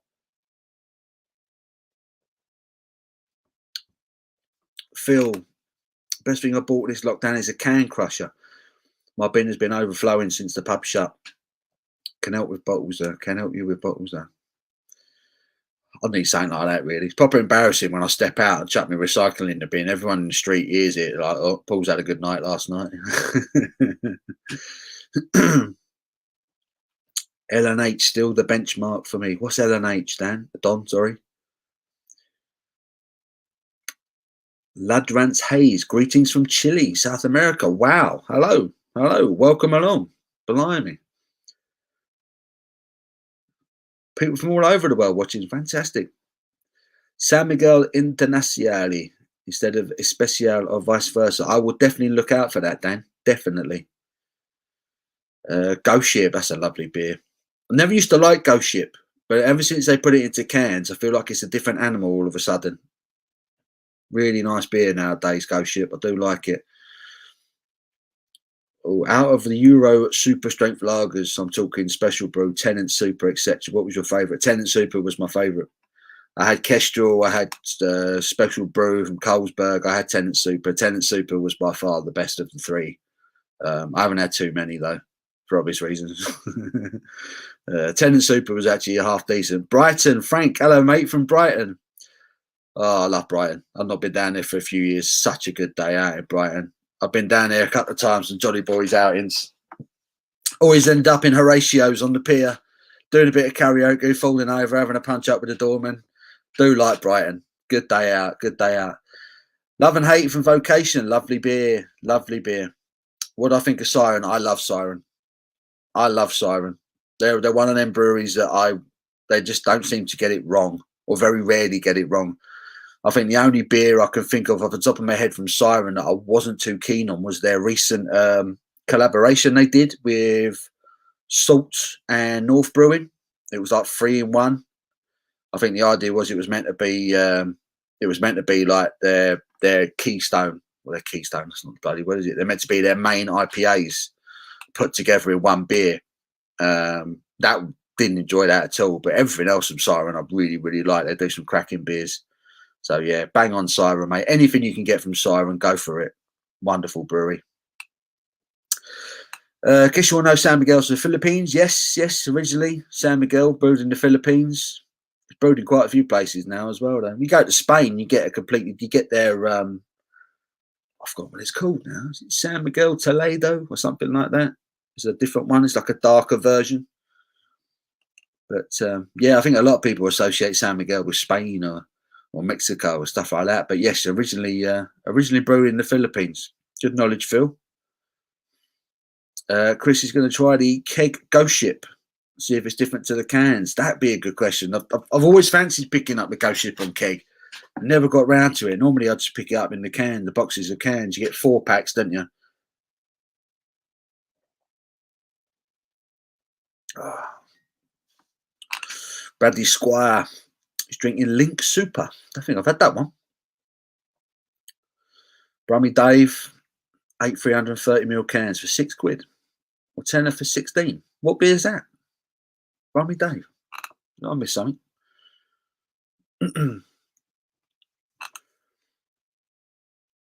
Philip Smith, he does 52. Yeah, they do get quite a few sirens in the beer 52 boxes, don't they? I just got one in my latest one. It was a porter, siren porter. I was going to review that. Best macro lager, in my opinion. Heineken would be right up there, to be fair. I've always enjoyed Heineken. San Miguel was another one. Funny that it keeps coming up in conversation. You guys have got good taste. You already know what's going on. You know what's going on. San Miguel, Heineken, I always like in terms of the mass-produced lagers. Yeah, off the top of my head, I would say they're probably my 2 favourite, Heineken and San Miguel. Dean from Cornwall. How you doing, mate? I've just been down there. I was down in Davidstow a few weeks ago. Love it. The north coast of Cornwall. One of my favourite parts of the world. Absolutely beautiful down there. And I'm actually drinking a Cornish ale as we speak. Dan, one of my favourite things about your channel, mate, is you review tons of beers that are readily available and easy to find. That's what I'm all about. That's what I'm all about. I don't see the point in me sitting here talking about how great a beer is if none of you can get it. What's the point in that? That's what annoys me about some of the other beer reviewers. I got into this by watching other beer reviewers, and they tell me how great a beer was, but they wouldn't tell me where I could get it, how much it would cost. It was a bit pointless, really. It made you thirsty, and then they left you hanging. I thought it was cruel. So I will review as many beers as I can from all the shops that most people will go to, because if you're going to see it on a shelf, you're going to want. I like to know what someone else has thought of it. I like to get other people's opinions on things. I'm like that when I buy a gadget. If I get myself a new bit of equipment, like a new phone or a telly or something like that, I like to read reviews. I like to know what other people have said about it. And YouTube's become really good for that.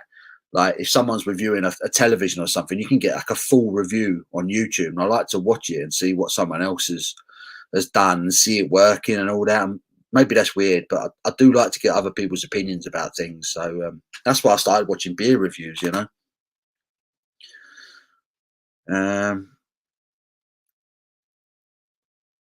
We got a debate going on about San Miguel. See, I was always under the impression that San Miguel was originally brewed in the Philippines, and then they started brewing it in Spain.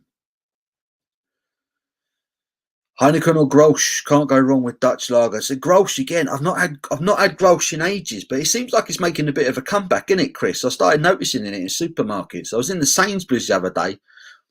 What are they selling? They're selling a box of 12, I think. And I noticed it in my offie the other day as well. They got the big flip top ones as well, so I might have to go and get a few of them. BBC Two, saving Britain's pubs, something we do need to do. If you walk into a pub, what is your go-to all-day session pint? My local sells Amstel, and excuse me, it's the 4.1% stuff that we get over here. And as long as it's looked after, as long as the pub cleans the pipes every now and then, you know, hopefully once a week, ideally, then you got a good beer there. So yeah, Amstel's probably my go-to lager at my local. Completely agree, Paul. I try to mainly do beers you can grab in the shop, so other people can then go and try it for themselves. And exactly that.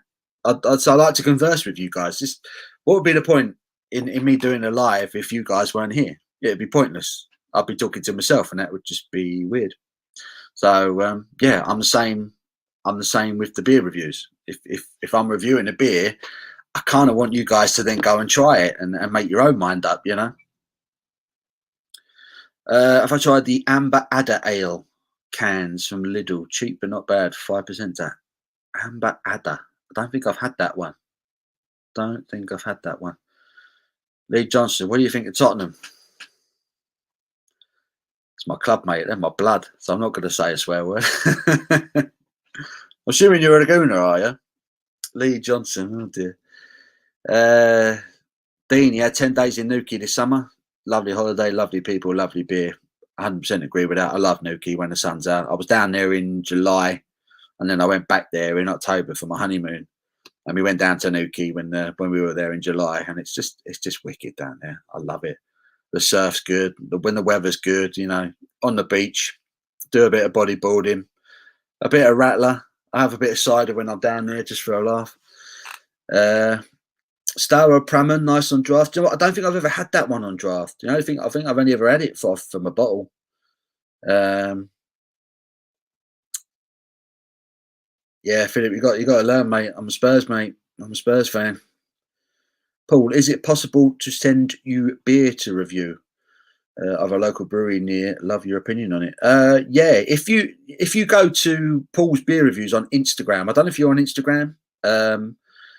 If that's the best way, you get hold of me on Instagram, or if you comment on one of my videos on YouTube, I can go to YouTube Studio and then respond to you, and we can start exchanging details. Then that'd be the best way. But yeah, look for Paul's Beer Reviews on Instagram. Send me a private message, and then we can sort something out. That'd be lovely. As Tottenham, George is on. Has Tottenham got rid of Harry Kane yet? Yeah, he's going to go join Watford, isn't he? He's going to go join Watford, win some trophies. That's my brother-in-law, everyone there, George. He's a Watford fan, and for some reason he hates Harry Kane. Doesn't understand it. If he was an Arsenal fan, I'd get it. I'd get the hatred, but it's very strange. It's very strange. Negan's an Everton fan. Well done, mate. I've got a soft spot for Everton. I always have. I think it's because you're kind of like you're like the smaller of the two clubs in Liverpool. I kind of like that. I like an underdog. They kind of remind me of like the North London side of it. As much as I hate to say it, Arsenal, obviously, they won a lot more than Spurs have. So you kind of had that underdog thing. And I think that's why I like Everton. There's a lot of clubs I like that. Lee Johnson's a gooner. I'm sorry to hear that, mate. Fabio Badani, beautiful name. He's from Italy. Have you ever tried Peretti? Not Moretti. Definitely my favourite one, and I'd like to know what you think. Peretti. I don't think I've had Peretti. Is that one I could possibly get in the UK, or is it one that's available online? George is not having him. You would have him any day of the week. Legends. Which is the beer with more different hops? Which is the beer with more different hops you have tried? Beer with more different hops.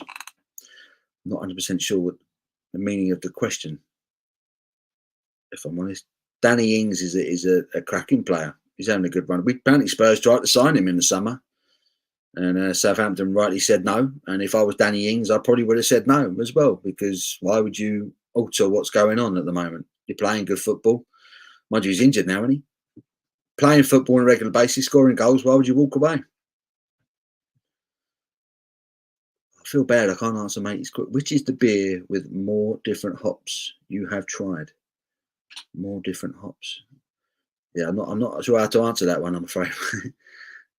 Speaking of Cornwall, Sharps Brewery, one of my favourites, the Atlantic Pale is one of my go-to beers. Atlantic Pale is a good beer. That is a nice beer. I still drink Doom Bar every now and then. My father-in-law has Doom Bar in his fridge quite regularly, and I'll happily drink that. That's a decent enough beer.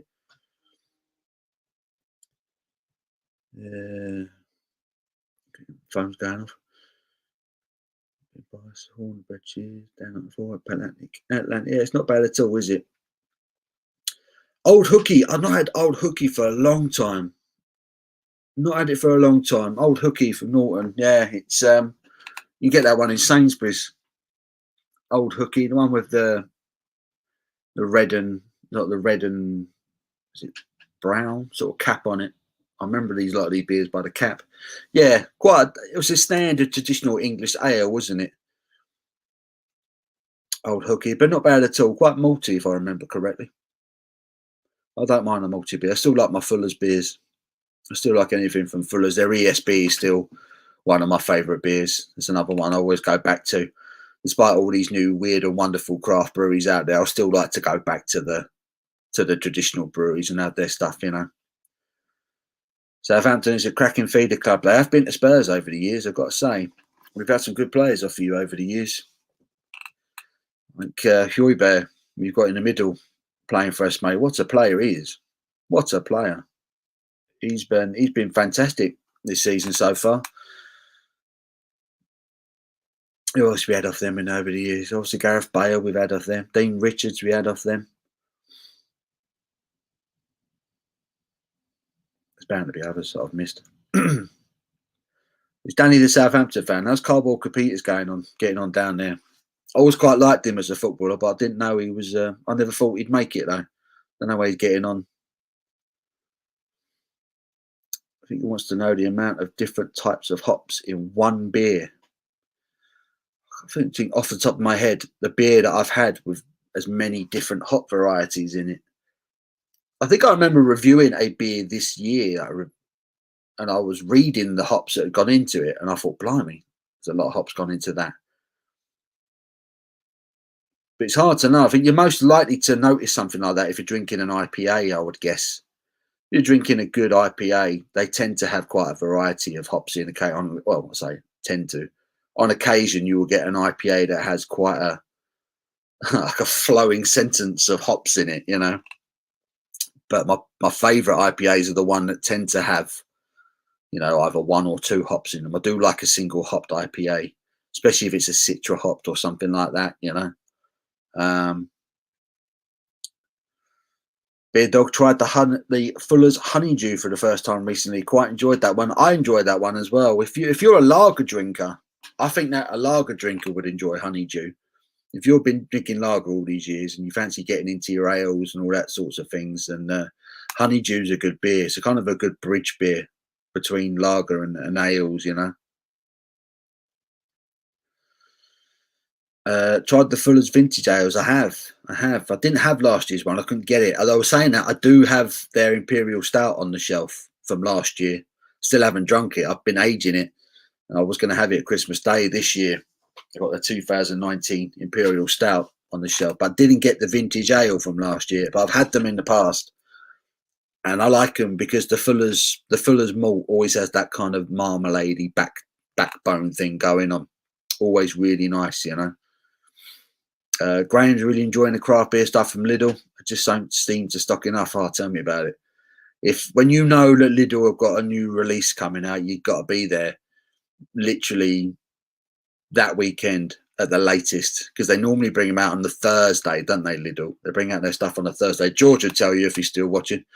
They bring out their stuff on the Thursday, and then normally by the following week, the Monday, there's great big gaps in the boxes, and they don't normally have many more out the back, I wouldn't have thought. But you need to get in there quick. You really do. Phil is off. He's got to cook the missus' dinner. Fish Balti. Oh, nice. From Spice and Easy. Yeah, that reminds me. Get over to Spice and Easy at 8 o'clock tonight. They're doing a live with Scott, who you might have seen earlier. And the lovely Wanda is going to be with him. So, yeah, that should be some good fun tonight. So get over to them at 8 o'clock. Enjoy that. I'm going to go for another 15 minutes or so. I'm going to take us up to 6 o'clock. And I don't want to bore you all to death. But, yeah, what else are we saying? Lidl is my go-to for ale. Awesome selection, without a doubt. Yeah, they have got some really good. Even the Lidl's own stuff, the Hatherwood stuff, is not bad at all. They're, is it the Purple Panther? Is that what it's called? Their porter. That's a lovely beer. Really good beer. And what are they, like $1.20 a bottle? Something like that? Can't argue with them prices, can you? I think they're all quite good. Ever brewed your own beer? I've never brewed my own beer, but I would love to. I would love to. I think when I've got my own, a bit more space, a garden or a shed or something like that to work with, I would love to brew my own beer. I really would. One day. How about you? Have you ever brewed your own beer? Anyone here ever brewed their own beer? If so, is it any good? And how much of it can you send me? Scott Wonder, Alan Fiona, all great guys. They certainly are. Lovely bunch. Hulk Mark, great to see you on a live feed, mate. I've been a subscriber for about 6 months. Thank you very much. Yeah, this was a bit kind of, I've been thinking about doing a live for a while. And yesterday when I got home from work, I was sitting there and I was thinking to myself, what am I going to do tomorrow? Because I've been furloughed from my weekend work for the time being. And I thought, what am I going to do? So I thought about doing a live, and I kind of set one up and accidentally I posted about it, and it kind of, the post went live, that I was doing a live at 3 o'clock. And apparently there was quite a few people waiting to watch it, and I never turned up. So that was a bit embarrassing. So I had to kind of post apologising for that. And I said, we'll do one from 4. So here we are. And I think it's done well. It's been great. You guys have all been getting in touch and talking. That's brilliant. Loving it. Yeah, but thank you for subscribing. Thank you for watching. I appreciate that. Paul, I did all the craft brews you have reviewed recently from Lidl, but missed out on the marshmallow. Oh, the Barney's. Oh, that's a lovely beer. Really nice beer. I missed out on that the first time because they released it in the last launch as well, and I completely missed it. I couldn't get hold of it, and everyone was telling me how good it was. And I was determined not to miss it this time. So I picked up a few bottles of it. I still got a couple of more on the shelf up there. So, yeah, I'd certainly covered myself this time. Chris, he hasn't brewed yet, but would love to at some point. I'll tell you what, Chris, we'll do a collab, mate. We'll brew a beer together. We'll do that. We'll do the best beer that anyone's ever had. That's the plan. Panther Porter, £1.90. It was cheaper than what I thought. What? It's a lovely beer. Really good beer. And is it their Green Gecko? Is the IPA, the Hatherwood IPA? It was. It was a nice IPA, Hatherwood one. And what else have they got? Golden Goose. That's another one. Oh, do you know what? Someone mentioned it earlier, didn't they? I forgot it. That the Adder Amber Ale. You're right. I have had that. That's the Hatherwood one, yeah. And that is a good beer. That is a good beer. I won't lie. All the beers in the Hatherwood range from Lidl, all solid beers. All solid beers. I haven't got a bad word to say about any of them. Beer Dogs, nice surprise to get home from work to have a cheeky beer with a mate. Appreciate it, mate. We seem to have a fairly similar taste. I've noticed that. I've watched a few of Chris's videos, and yeah, I've noticed that we kind of seem to have the same notes when we're drinking our beers. The same spiel comes out of our mouths, you know, which is always nice. It's nice when you drink a beer and someone completely agrees with you, but most of the time they disagree. But that's the beauty of beer, isn't it? That's the beauty of beer. I can sit here all day and tell you a beer is good. And if you don't like it, believe me, that doesn't make you wrong, and it doesn't make me wrong. That's the beauty of beer. It's all down to your own tastes, you know. There's no one's right and no one's wrong. I could think something's absolutely awful, and if you like it, you're right to like it. So I'm not going to sit here and completely destroy a beer, because I know for a while there's people that will like it. It's like the Desperados thing that we spoke about earlier, and I do not like Desperados. I don't even classify that as a beer personally, but it sells by the truckload. So who am I to say any different, right? Green Gecko is wicked. Yep, it's decent beer, Phil. And he's on the Ambo one now.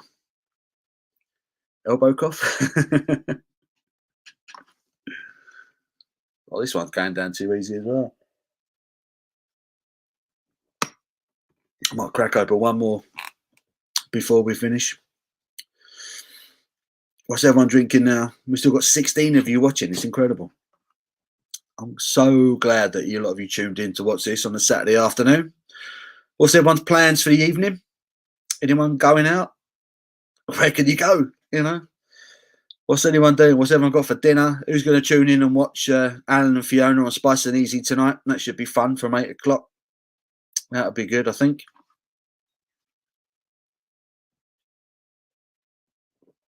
Still working his way through the Heineken keg. Good man, Danny. Keep on, trooper. I think I'll finish this video about 6 o'clock. I might whack on the Xbox to play a bit of Red Dead for a couple of hours, and then tune into Spice and Easy, I think, after that. Curry and beer tonight for Graham. Sounds perfect. What curry are you having, mate? And what beer are you having with it? My review of Orange Boom. I couldn't even pronounce the brewery right. I was calling it Orange Boom. I thought that was the best name for a brewery ever. I was sitting there going, Orange Boom. Worst beer I've ever had. And I've actually got another Orange Boom in the fridge. It's their extra strong one. I might review that tonight for a laugh. Since I've had a few, I might review that for a laugh. Surely it can't be as bad as a lager, right? We hope. Chris is going to have a hot pot and settle down and watch Anna and Fiona. That sounds like a decent Saturday evening. Cliff Burrows dishwater. I mean, that's what it was. Literally, that's what it was. That's what it looked like. That's what it smelled like. That's what it tasted like. Oh, Graham, going for a chicken jalfrezi. Off-tempo cloudy pale. Did you get that one in Asda, Graham? The off-tempo cloudy pale. I've been hearing that they're stocking them ones in. They're bad company beers, aren't they? The off-tempo ones. Philip, a friend of mine years ago, brewed his own blackberry stout from scratch. He didn't want his pictures taken for a magazine brewing the beer, so I stepped in and it was published in Permaculture magazine. Very nice. Blackberry stout sounds nice as well. That's exactly the sort of beer you want to be drinking this time of year. I love it when it gets this time of year. I like it when the evenings come in, start drawing in, and get a bit darker and it gets a bit colder. I like me spicy stouts and things like that. That's why I go looking for the Christmas beers. I love it. All the Christmas pudding stouts and things like that. I love all that stuff. I know people whinge about it, but I really like it.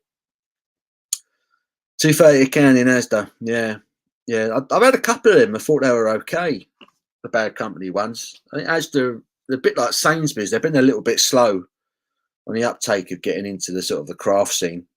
But having said that, you can still go into Asda and get Sierra Nevada Pale Ale, so they're doing something right. Yeah, Chris has had 2 of the Bad Co off tempos, and they're all right. Yeah.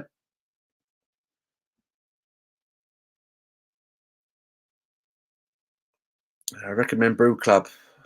Brew under guidance, great day, great beer itself. American Pale Ale, you collect and bottle 2 weeks later. It was decent. Workmates loved it. Could only carry half. Rest went off sadly. Oh, that's shocking. That's shocking. I'll have to have a go on that. Have a brew. I think my best man had something lined up for me like that for a stag do, but it all had to be cancelled this year because obviously nothing was open. So I think we might try and do something next year. But we were supposed to be going down to Brighton. I think we were supposed to be going down to Brighton for a beer tasting and brew day or something like that. He didn't tell me all the information because it didn't really matter in the end. But yeah, we were supposed to be doing something like that. It sounded good. Clive, have I done any more bottle top tables with clear epoxy? No, not yet. Not yet. I'm building another collection of bottle caps, and we still got quite a few left from the table that we did. If you've not seen my table, I did a video. So if you go through my videos, look at all the videos I did. There's one where me and my wife, we made a tabletop, and we had hundreds of bottle caps that we'd been saving up. We had this plan for a beer bottle cap tabletop, and we went about doing it. So we saved up a load of beer bottle caps and glued them all down. Got this epoxy resin stuff together, laid it all out, got it as level as we could, and we've now got a glass-looking table with lots of beer bottle caps underneath it. It looks nut. It looks the nuts. I'm really happy with it. So yeah. What's this? Yes, half went off due to COVID, but was very happy with the quality. Would do it again, defo. Something to think about. If it was good, it's definitely something to think about. John from Lord's Brewing Company is here. Oi, Sauce Boss. Won't be long. Oh, you might be joining us. Blimey. Taking his time. I've only been on an hour 53 minutes. Standard, John. Do you stay a little bit longer? You guys up for hanging around a little bit longer? If so, I'll crack open another beer. Are we up for it? Are we up for another beer? Are we still chatting? Are we up for it? Chris is saying, hello, John. Looks like John might be coming on with us and getting involved. That's another thing, Chris. I've got to get you on a live with us. Got to get you involved on one of our videos. I think my Halt Mark is going to have another beer. So in that case, I'm going to crack open another beer, I think. I'll grab one more. Let's go for it. Chris is getting another beer. Good lad.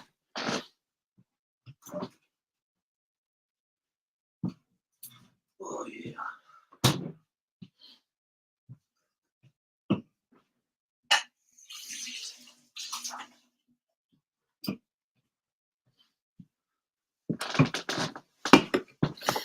And we're back in the room. John is going to be on very shortly, just setting up.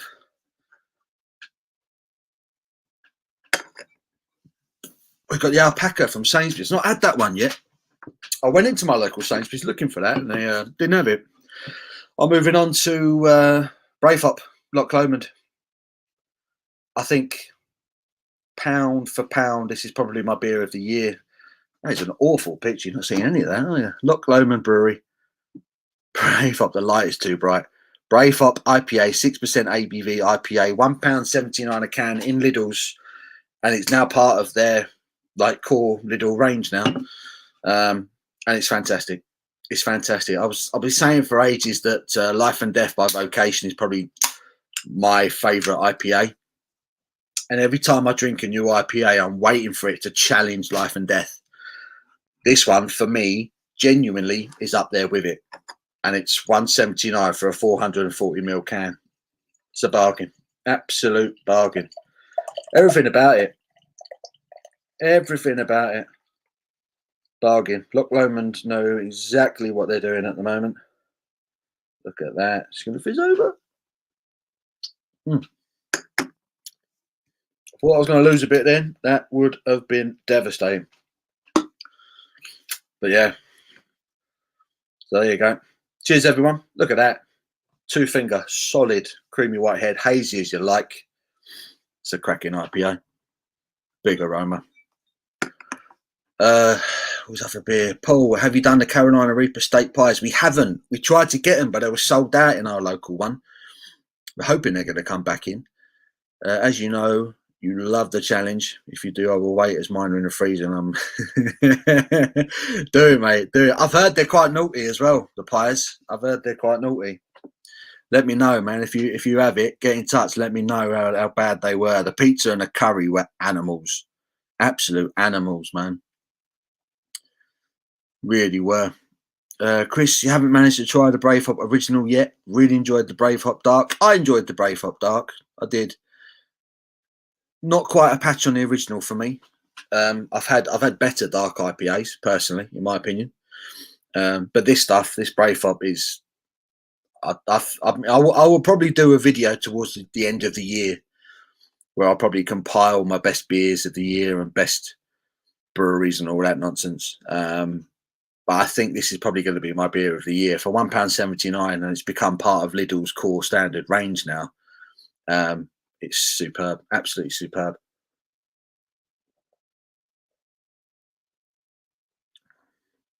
Oh, piney, tropical fruit. It's lovely, lovely IPA, really good. I think COVID is. Oh, I said the word, didn't I? I think it has hit the local breweries, or think they may be benefiting from the pubs closing.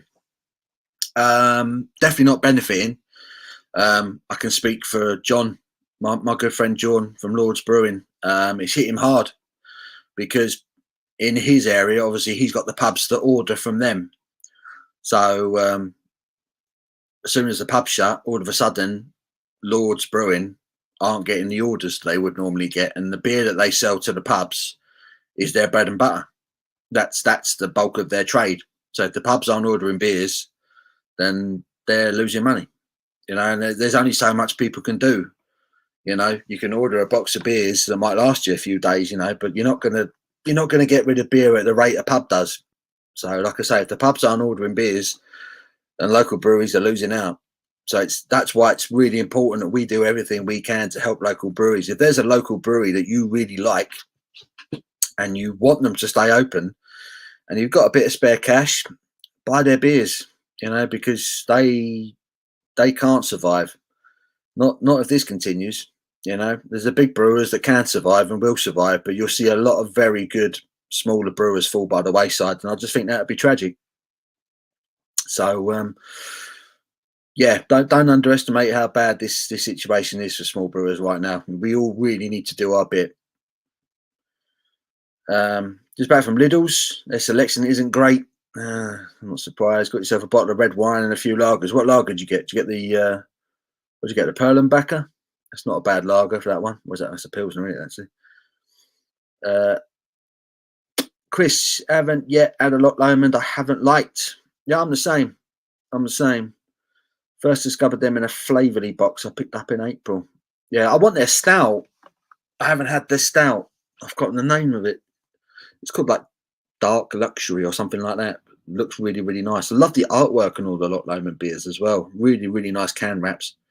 Really good. Alpaca. I'll spell it correctly this time.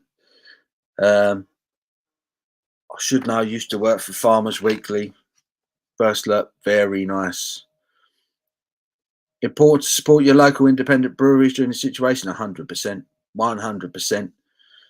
The recent Lidl beer fest was great. Only problem with Lidl nowadays is a jumble sale. It's true. It's too far for me to go on a whim, especially I have Morrison's, Tesco, M&S much nearer. Yeah, if it's not near you, granted, it's not really worth the journey. But if you have got one that you can get to, it's always worth doing. You know, always worth doing. And the thing to look out for when the Lidls do new releases, don't go to the beer aisle because they won't be there. They go in the middle. You know, in the middle where they put out all their kind of limited run stuff. That's where you'll find them. They'll be there.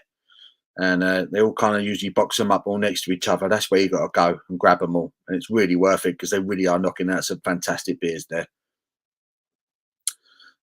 Got yourself a couple of Rheinbackers. It's a lovely brew. A lovely brew, Rheinbacker. It really has. I bought, they changed the label, haven't they? I did a live with Spice and Easy and John from Lords on Wednesday night. We're doing another one this Wednesday, by the way. So don't miss that over at Spice and Easy. They changed the label on the beer, and I was a little bit worried because I've been drinking Rheinbacker solidly for about 3 years. Cracking Pilsner, really, really good. So yeah, he's got that. Oh, he's got the Weiss beer as well. That's all right, not as good as their Pilsner. And he's about to open the Brave Hop. Get stuck into the Brave Hop, mate. I really enjoy that IPA. Let me know what you think. You might not be as taken by it, but Uncle Boy, by any chance? Are you tempted by a draft beer machine like the Perfect Draft? I quite like the look of the Perfect Draft. I've got the sub. I've got the crap sub, which I quite enjoy. I've only had Heineken off it so far, though. What do I do for work? I'm a gardener by trade, and when I'm not doing that, I coach kiddies football in the weekends, in the mornings. So yeah, good fun. Yeah, Christmas tree's up. Yeah, me and the wife had a chat, and we decided it would be a good idea to go early because it's been a miserable year. So we thought we'd cheer ourselves up with a nice big Christmas tree. So there you go. Yeah, no, so you see Chris there. He puts the link to the brewery when he does a review, and that's a good thing to do, especially with your small independent ones. Am I making enough from YouTube? No. I won't be quitting my jobs anytime soon. Let's put it that way. Drink ale, might taste something. Someone's having a pop at lager drinkers. In a can, Rheinbacker is still the same ABV. It's still 4.5. It's been 4.5 in cans for a while. It was 4.8 in bottles, I believe. But the bottles have also had their ABV now reduced to 4.5, so they're level. The cans and the bottles are both 4.5% ABV. I don't know why they've done that. To be honest, I don't know why they were different ABV in the first place. But yeah, the bottles have been reduced. They're now equal with the cans at 4.5. Haverwoods are good. Just since the beer fest over Lidl in Scotland, I haven't got a great selection now. I hear about the beers that go into Lidl in Scotland, and I'm like, I want them, and we don't get them down here. I get jealous. Yes, Lidl centre aisles tricked me before. Walked 25 minutes there and looked only in the beer aisle. Thought I missed it. No sign. I left. Realised 2 weeks later it was in the centre. That's how I learned, by making that mistake. Basically, I kind of wandered down the middle aisle just for the hell of it and saw beer sitting. And I was like, oh, there they are. You know, I didn't even know. You think they put them in the beer aisle, wouldn't you? Like sensible shops, but like you say, at Lidl's is a bit of a jumble sale. Don't seem to be much common sense goes into the way they put things out there. Just since a beer fest, yeah. West Lothian, Tommy's in. Chris says, can't go wrong with a Rheinbacker. It's a fair job. It is. Like I say, I had 4 cans of that the other night. Worried that it was going to be different because the label was new, but it was okay. I don't think they changed the recipe, which is good. Keep at it, mate. Your reviews are always great. Never helped me in my pursuit of finding a holy grail of beers. I'd love to find a holy grail of beers. But I wonder if you find it, you'll know you found it. Will you know? Will you recognise if you found the holy grail of beers? Do we want to find the holy grail of beers? Because if we find the holy grail of beers, will we then stop drinking? Don't want that, do we? Surely not. Surely not. Oh, hello. we've got John from Lord's Brewing. He looks like he's just about ready to come on. If you're ready, John, give us a wave. No, he's not waving at me. He's got a cheeky grin on his face, but not mine. Yeah, Chris, he's waving. He's waving. Right, we're going to get John from Lord's Brewing on. Are we ready for this? Let's go. Yo! How we doing? How you doing, mate? You all right? Battered. Battered. He's been out in the garden. Tell us all about your long day, John. Tell us all about it. Well, so I've been doing the Carsey in with Liam again. So it's been absolutely brilliant, actually. Really good day today. Got loads of stuff done. I won't tell you too much because the video will be coming later. There you go. I was going to say. Yeah. First thing I'm saying, subscribe. Subscribe to John, Lord's Brewing Company. They got a YouTube channel. They're not just making fantastic beers. They've got a really good YouTube channel, and they're doing this this video where they're currently trying to make. Well, what are you actually trying to make? I'm trying to make a mini pub inside. So our street used to have the toilet blocks for the whole street on it back in the day. This street was mill workers' houses. So basically, this house was slightly larger, this and one next to it, and then they had underdwellings. Since that's all been knocked through to one, but basically you were slightly better off in one of these houses because they were slightly bigger, and you had the toilets in the back garden as a big plus. And then the manager's house, which is next door, is massive, so they got the best houses. So basically the toilet block, one's been knocked down and my decking's on it now, and then the other one is just derelict and it was under a load of ivy, so we dug it out and we've started renovating it, and we're going to turn it into a pub shed. Fantastic. I haven't got a drink. Let me get a drink. 1 second. Gotta have a drink. Gotta have a drink. It's a beer stream, man. It's a beer stream.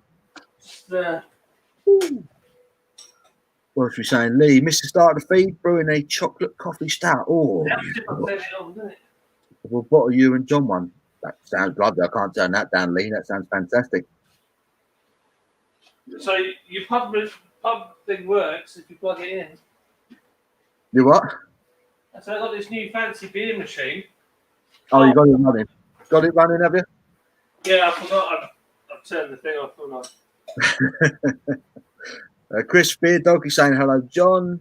Hello, Chris. He's here. Holt Mark B is also saying good to see you, John. I'll say this is John. I was talking earlier about John at Lord's Brewing Company. They're doing some fantastic beers out there, and I was asked the question. I was asked the question earlier. So, do we think that the lockdown has kind of helped breweries? And I was like, definitely not. Definitely not. So the confidence will just come from pubs. So you know. Oh. So were you on the Drunken Tailor? No, this is Hamburg Session IPA. Oh, okay. Oh yes, we're going up market today. How's that Oh gosh, honestly, everything I've kind of touched today is like falling apart.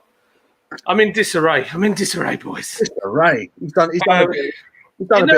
I heard that. I was on my Carsey actually listening to you, and yeah, it's interesting because I think people think that we just make loads and loads of money, but it really isn't the truth. We're probably running on. Sometimes it's as low as 1% turnover on a good sort of week. You might hit 5% of turnover. The online ordering is great and it helps pay the rent and things like that, but it certainly isn't anywhere near what we were doing. I mean, we were sending beer across the country, wholesalers. It was going into Stonegate pubs. We had a contract with them. There was loads going on. And it's the reality is, if you're a growing brewery, then this is just the worst thing that could possibly happen. Yeah. Hence why we're doing this beer machine with Brewfit. The reason we're doing it is because we can get keg beer out, which obviously we've got a stock of. So we can move our keg beer, and it's a great product. And I think actually drinking habits will change a bit after lockdown, and people will start having more pub sheds and bars at home bars and stuff, and it's spot on for that. So that's like as every bit as good as a pour you would get at the pub. Yeah, that's to say, it does look like a nice bit of kit, that machine. It is really expensive, but in comparison to the blade, you've got freedom to have whatever you want on it. Yeah, and that's the difference. We've been chatting about beer machines a bit tonight, or this afternoon. People are asking what we think of them. And I was talking with Scott. We had Scott on earlier. I was just making a comparison between the Heineken that we get here and then the Dutch Heineken that you get sent over that you put in the crap stuff. It's a completely different animal. You know, Oh, yeah, it will be, yeah. As soon as it hits your lips, it's a completely different beer. You know, so these beer machines are fantastic. I mean, I think the best looking is the Perfect Draft by Philips. I think that's a lovely looking machine.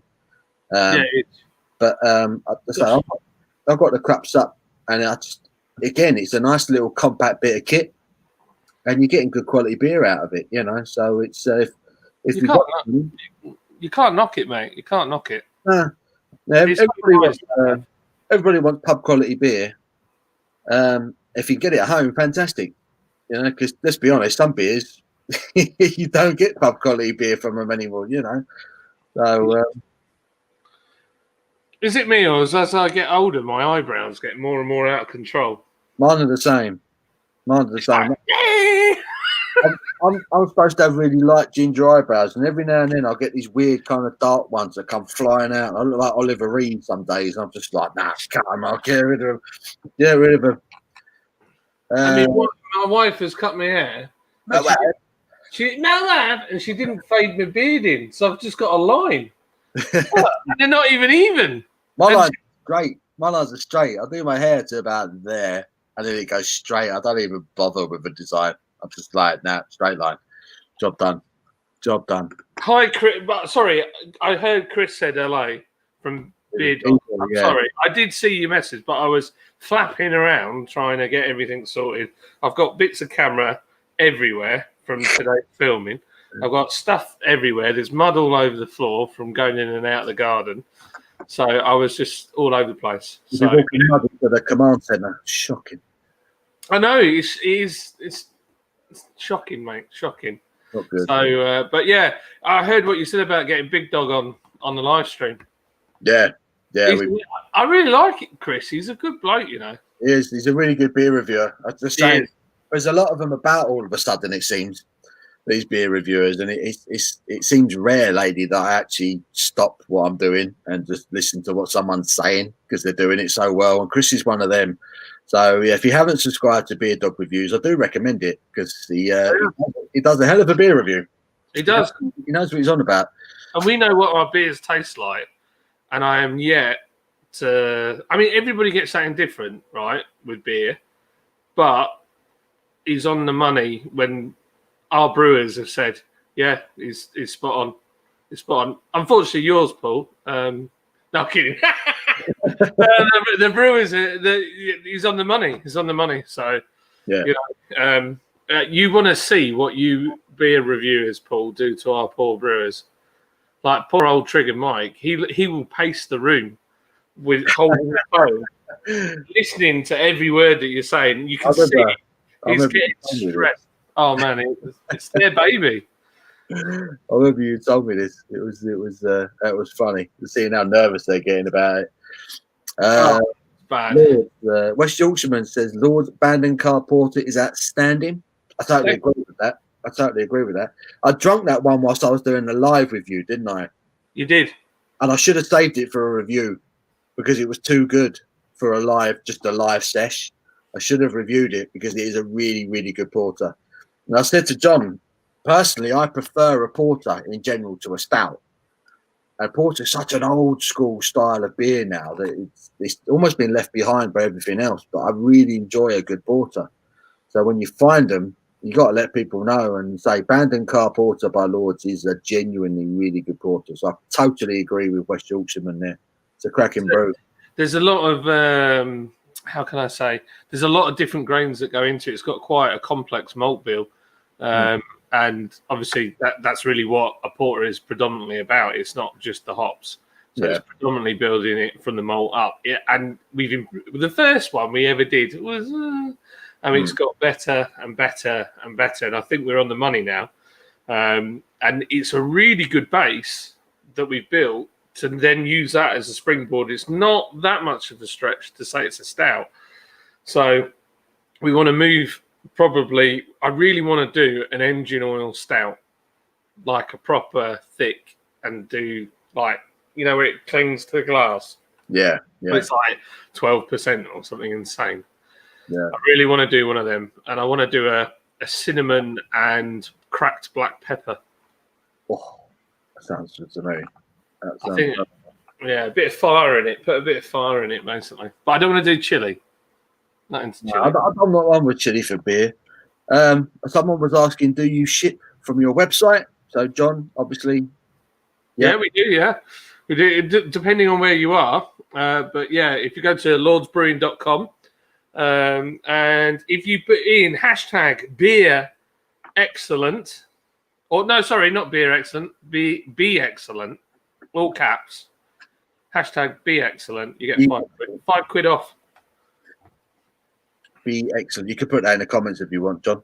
I will attempt to do so. I think I can only do it by opening up another YouTube screen. But yeah, honestly, off the top of my head, I've had the Bandon Car Porter from Lord's Brewing this year. I've had the Drunken Tailor Pilsner this year, and I've had the Silver Spur this year. And honestly, off those three beers in particular have been three of the best beers I've had this year. I've enjoyed them all. Really enjoyed them. The Bandon Car Porter, I should have reviewed it properly, but I was drinking it on the live, and it was one of them beers where I was drinking and it kind of made you stop in your tracks, like, whoa, you know, like, I'm drinking a really good beer here. One of them good beer moments that we all have, but you have to stop yourself from waffling it down because it's too nice. You want to savor it, you know. It is a belter. It's lovely. And there it is there. Be excellent. £5 off. You put that in. If you go to Lord's Brewing, is it .co.uk? .com. I think you can do either, actually. I can't remember. I've got URLs coming out of my ears. I'm terrible for it. So I noticed that in Huddersfield, nobody bought Huddersfield Beer Festival. So I bought that as well. Nice. Why not? Simmer, how you doing, mate? Do you guys use .com to see it? Oh, no, I don't have .co.uk. It just goes to 123 Reg. Oh, there you go. Somebody could buy that for me. That would be great. Yeah, it's .com. .com, not .co.uk. Go No. to lordsbrewing.com and be excellent. Get £5 off your order, which is always good. Hi, Abby. Abby's back. Good old Abby. Good work. So say hello to the people. I look a bit wet because it's raining outside. Is it still raining? It's absolutely chucking me down. Oh, it hasn't stopped. Enough for it stopped. It hasn't stopped. Oh, bless her. She's a good egg. She's a good egg. You're busy, saving lives. Busy day? Yeah. Yeah. Rainy, wet. Rainy, wet. Lots of people Standing dying. in the rain. People standing in the rain. Not lots of people dying. Not lots of people dying. You've been saving lives, right? What we do. Great success. That's mad. What a job to do. Yeah, I couldn't do it. I couldn't do that job. Chris has not had the log jam sesh yet. Neither have I. I haven't had it yet either. Oh, that's some wild. He's warming me off it. He says he'll do a live review if he hits 100 subscribers. So if ever there was the time to subscribe to the Beard Dog, now's the time to do it. Now's Yeah, the time. man. Declan Ewan says shout out to who? He's just right shout out. That's all he's written. Do you guys have any advice about serving temperature of beers? No. Serve it how you like it. As you're working in wherever suits your palate, you serve it at that temperature. You see it sometimes on bottles, how they recommend you serve it, what temperature to serve it at. I'm not really one who sticks to that. I like my beer cold in general. Unless it's a stout or a porter or something darker, I will have chilled. But I never drink beer at room temperature. I never do. It always has to be chilled at least. Lager, I like it cold. Pilsner, I like it cold. I like an IPA cold. Stouts and porters, I'll have chilled. I'll have it in the fridge. If I know I'm going to drink it, I'll take it out of the fridge and I'll leave it sitting there for about an hour, and then I'll drink it after that. Jay just saying, lads. Thanks, John. Lovely job. Craig Court and Paul. You and John separated at birth. Maybe. Yeah. Could be true. Maybe. We are both a couple of stud muffins. It has to be said. Stud muffins. I'm trying to find out. I'm now got myself vexed. I shouldn't have looked at this. So That's why me and John might do a night out together, because it would be carnage. We'll be swatting off the ladies all night. No other bees would get a look in. It'd be awful. They would be all over us, especially the 70-year-olds, because they love me. Yeah, they would love it. The older, the more educated woman, they'd love a bit of it. It's true. Do you know what? I can't find. I don't know who owns that. I bet I bought it and it's sat on a blooming thing, or somebody has bought my other old domain. Oh, really? Yeah, I think so. Yeah, I'm just trying to check who had it before me. Is Abby NHS? She is. Yes, she works for London Ambulance, so she is out there on the front line. So yeah, if you see Ambulance on BBC One, that follows the London Ambulance Department people, that's Abby. That's Abby's.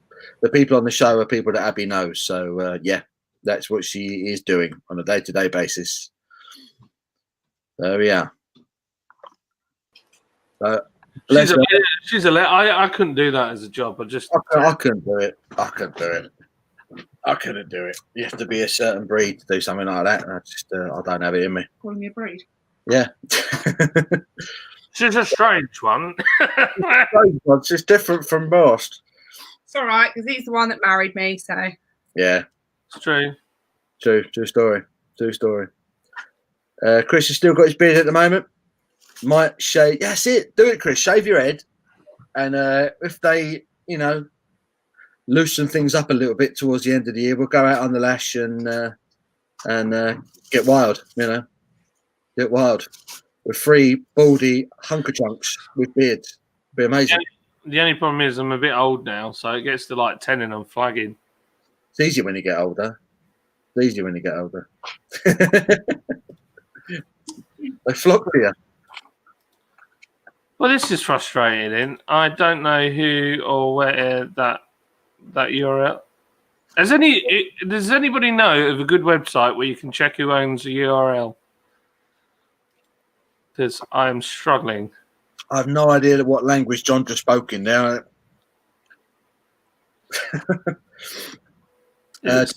Cracker Crunch.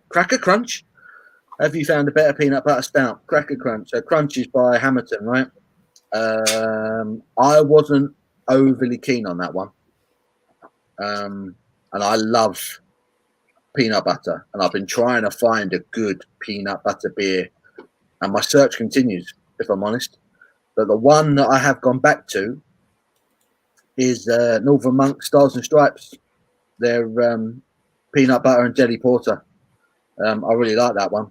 But there's still not enough peanut butter in it for me. But they've just got the right combination of peanut butter and jam in that beer. But I found Hamilton's Crunch a little bit weak on the peanut butter side, unfortunately. But everyone's tastes are different.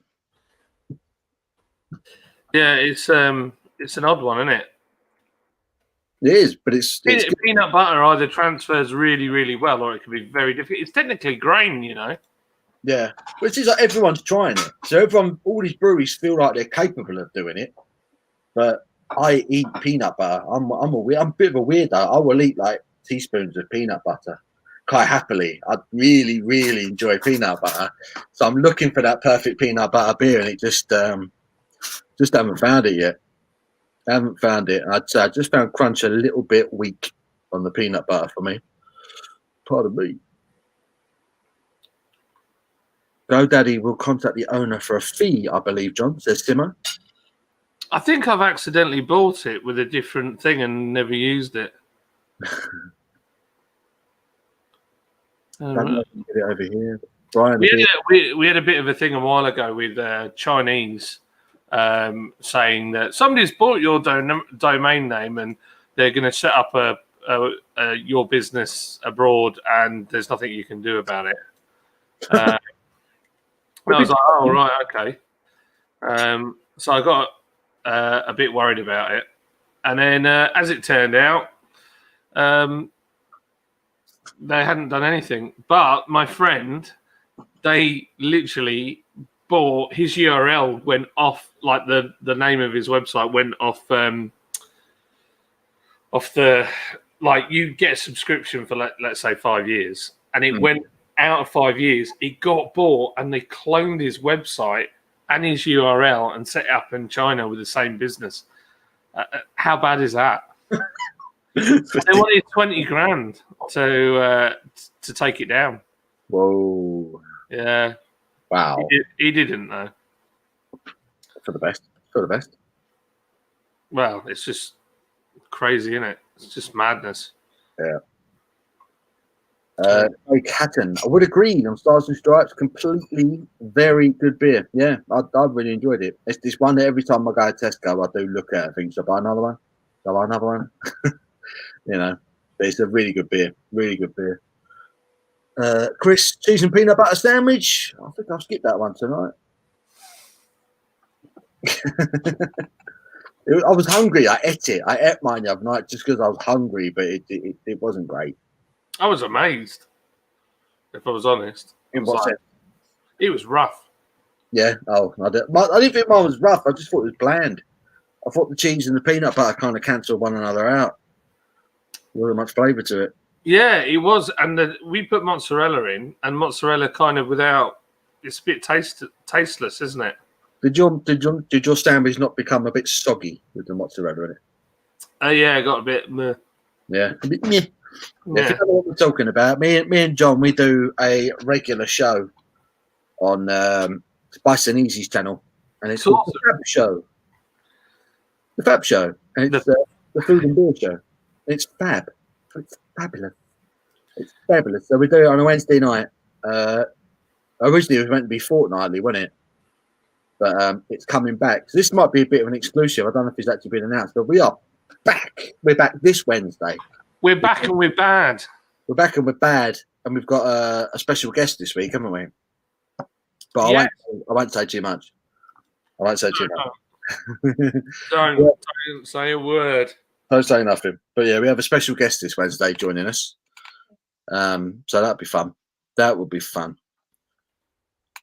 So Chris has it every so often. He says you need a really strong cheddar and a good quality peanut butter. See, I tried to play it safe, Chris. I went with the Red Leicester. I went with Red Leicester and peanut butter, thinking that they would suit one another. But I think they had the opposite. I think they cancelled one another out. There just wasn't any flavour in my sandwich. It was all the texture. So I got all the kind of smoothness of the cheese and then the peanut butter, wherever that texture is. Sticky, yeah. But I always buy a good quality peanut butter. That looks good, man.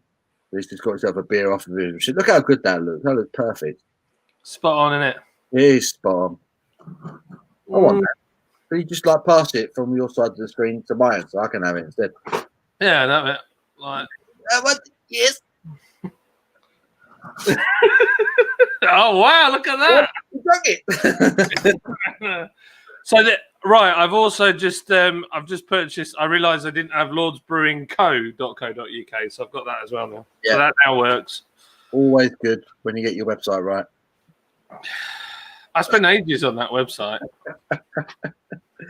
So see, this is the thing. Everybody thinks we're like, oh yeah, big budget. We do loads of stuff. I've made the website. Oh god, Paul, favorite ice cream. Ooh, what's my favorite ice cream? Oh god, yeah, not Co-op, right? Co-op do the best ice cream in the world. It is it's Venezuelan chocolate with Cornish cream, and it's like £3 a tub or something like that. That is officially the best ice cream in the world. It's incredible. So if you've got a Co-op near you, Go into your freezers and look for it. Venezuelan chocolate ice cream made with corn cream. It's stunning. It is stunning. Honestly, it's like the creamiest chocolate ice cream you've ever had in your life. It's amazing. Amazing. You know when just a side note, I've just realised something. So you know when people were saying, "Oh, that beer machine's really noisy," Mm. Can you hear it? Nope. It's on now. It's compressing. There's the slightest noise. Yeah. So basically, because it's where we had it in the video for Simon's, it was resonating everything because of the way the worktop was. But on here, it doesn't make any noise. It's gone off now. There you go. So Venezuelan ice cream. Going back to Venezuelan ice cream. Why is it Venezuelan? It's just the chocolate. The cocoa that's in it is Venezuelan, but Right. the cream that's made to use it is Cornish. But it's only available in Co-op. It's a Co-op ice cream, and it's lovely, really nice. And my favourite chocolate is probably Lindt balls. You know them little Lindor balls that are like truffly things. I love those. He loves balls. I love balls in my mouth. Yeah, you know what Lindt balls are. Everyone knows what Lindt balls are, right? I'd always have them in the house at Christmas. I just love balls in my mouth at Christmas. It's a beautiful thing. They're not in the house for long, It's though. a beautiful thing. It's a beautiful thing. Oh, dear. I've got like a jar. It's a Santa head, and I fill it up with Lindt balls, and I put his hat on. Who's got a jar? Oh, you've got a jar. Lydia. And I fill it up. I fill it up with Lindt balls, and they don't last very long, but they're awesome. You know, Lydia, come stand up.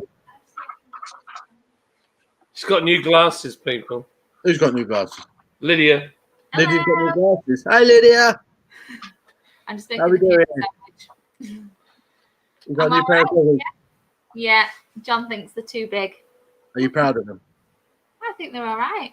You like But them? all by myself. Should be great. Should be great if she's playing snooker. Should be You'll be reading bigger books now. You watch. I don't think they're that big. You'll be reading bigger books. Bigger glasses, bigger books. Yeah, I can see now. I think they're smart. I think they suit you. Thank you.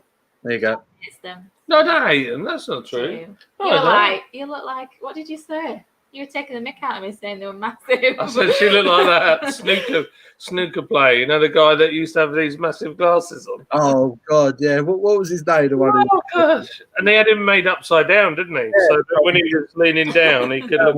Shooting, yeah. Genius. That was. What was that guy's name? One who had the glasses. I can't remember. Over me now. The snooker player had the weird glasses. Dennis Taylor. Somebody put. Yeah, probably. Yeah, I think it is Dennis Taylor. Yeah. Right, I'm going to make the kids their dinner. Okay. Love you. Okey-doke. See Got a you beer. later. Yes. I don't want to be in there. Right, See you no. later. See ya. Oh gosh, what a day! Busy day, good fun, lots done. So when's the video up? Tomorrow? The video's going to be. I'm going to try and upload it tonight. Oh, I wrecked my podcast. Do you know what I did? What'd you do? Oh gosh! So I was in a rush to get it done. I might have had a little bit of wine, which didn't help things. There's no joke either. And then what happened was, I edited it, set it live, got in bed, no word of lie, laid down next to Lydia. Liz was still awake. And I said, "Look, I've got our podcast."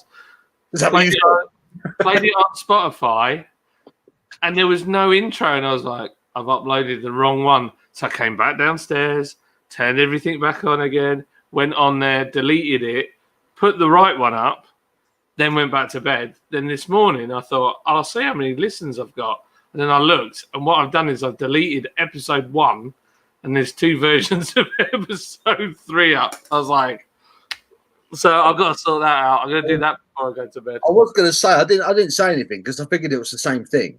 Yeah, it is. Yeah. When it came up on my podcast app, there was 2, and they were the same thing. And I just thought I listened to it once, and I didn't notice the difference. So No, I just nosed it right up. it was a good podcast. I enjoyed that. Yeah, if you listen to podcasts, guys, if any of you listen to podcasts, go to your podcast provider of choice and subscribe to. Don't say anything. I'm going to get it out myself. Beer Caddy. So That's the one. look up Beer Caddy, and that is done by John and Al, Uncle Al. Uncle Al, from Lord's Brewing, and they chat about beer and other things every few weeks. It's a good listen. Halt Mark B says he's just ordered a 12 box of your beers, John, using your code. What a legend. So he's straight on it. So well done. What do we call you? Halt Mark. What do we call you? How do we shorten it? Mark B. That's awesome. Holt. Halty. Holt sounds like Halty. some American. My name's Holt. Halty. Halty does a load of beers, and you will enjoy them because I say again, Lords are knocking out some really, really good beers at the moment. So enjoy them. Thank you, Mark Holt B. B. Mark Holt. Thank you very much. We appreciate it. All helps keep food on the table. Literally. Yeah, it's kind of how it is at the moment. How it is. What do you think of your lights, Paul? I like them, man. I like them. I like the whole mood you got going on in the back there. It just looks like a brothel. It's very inviting. Lydia's laughing over here. That's backfired on you. It does look inviting. I'm just waiting for a range of ladies to walk out, and someone's got to say, "Well, which one do you fancy this evening?" You know.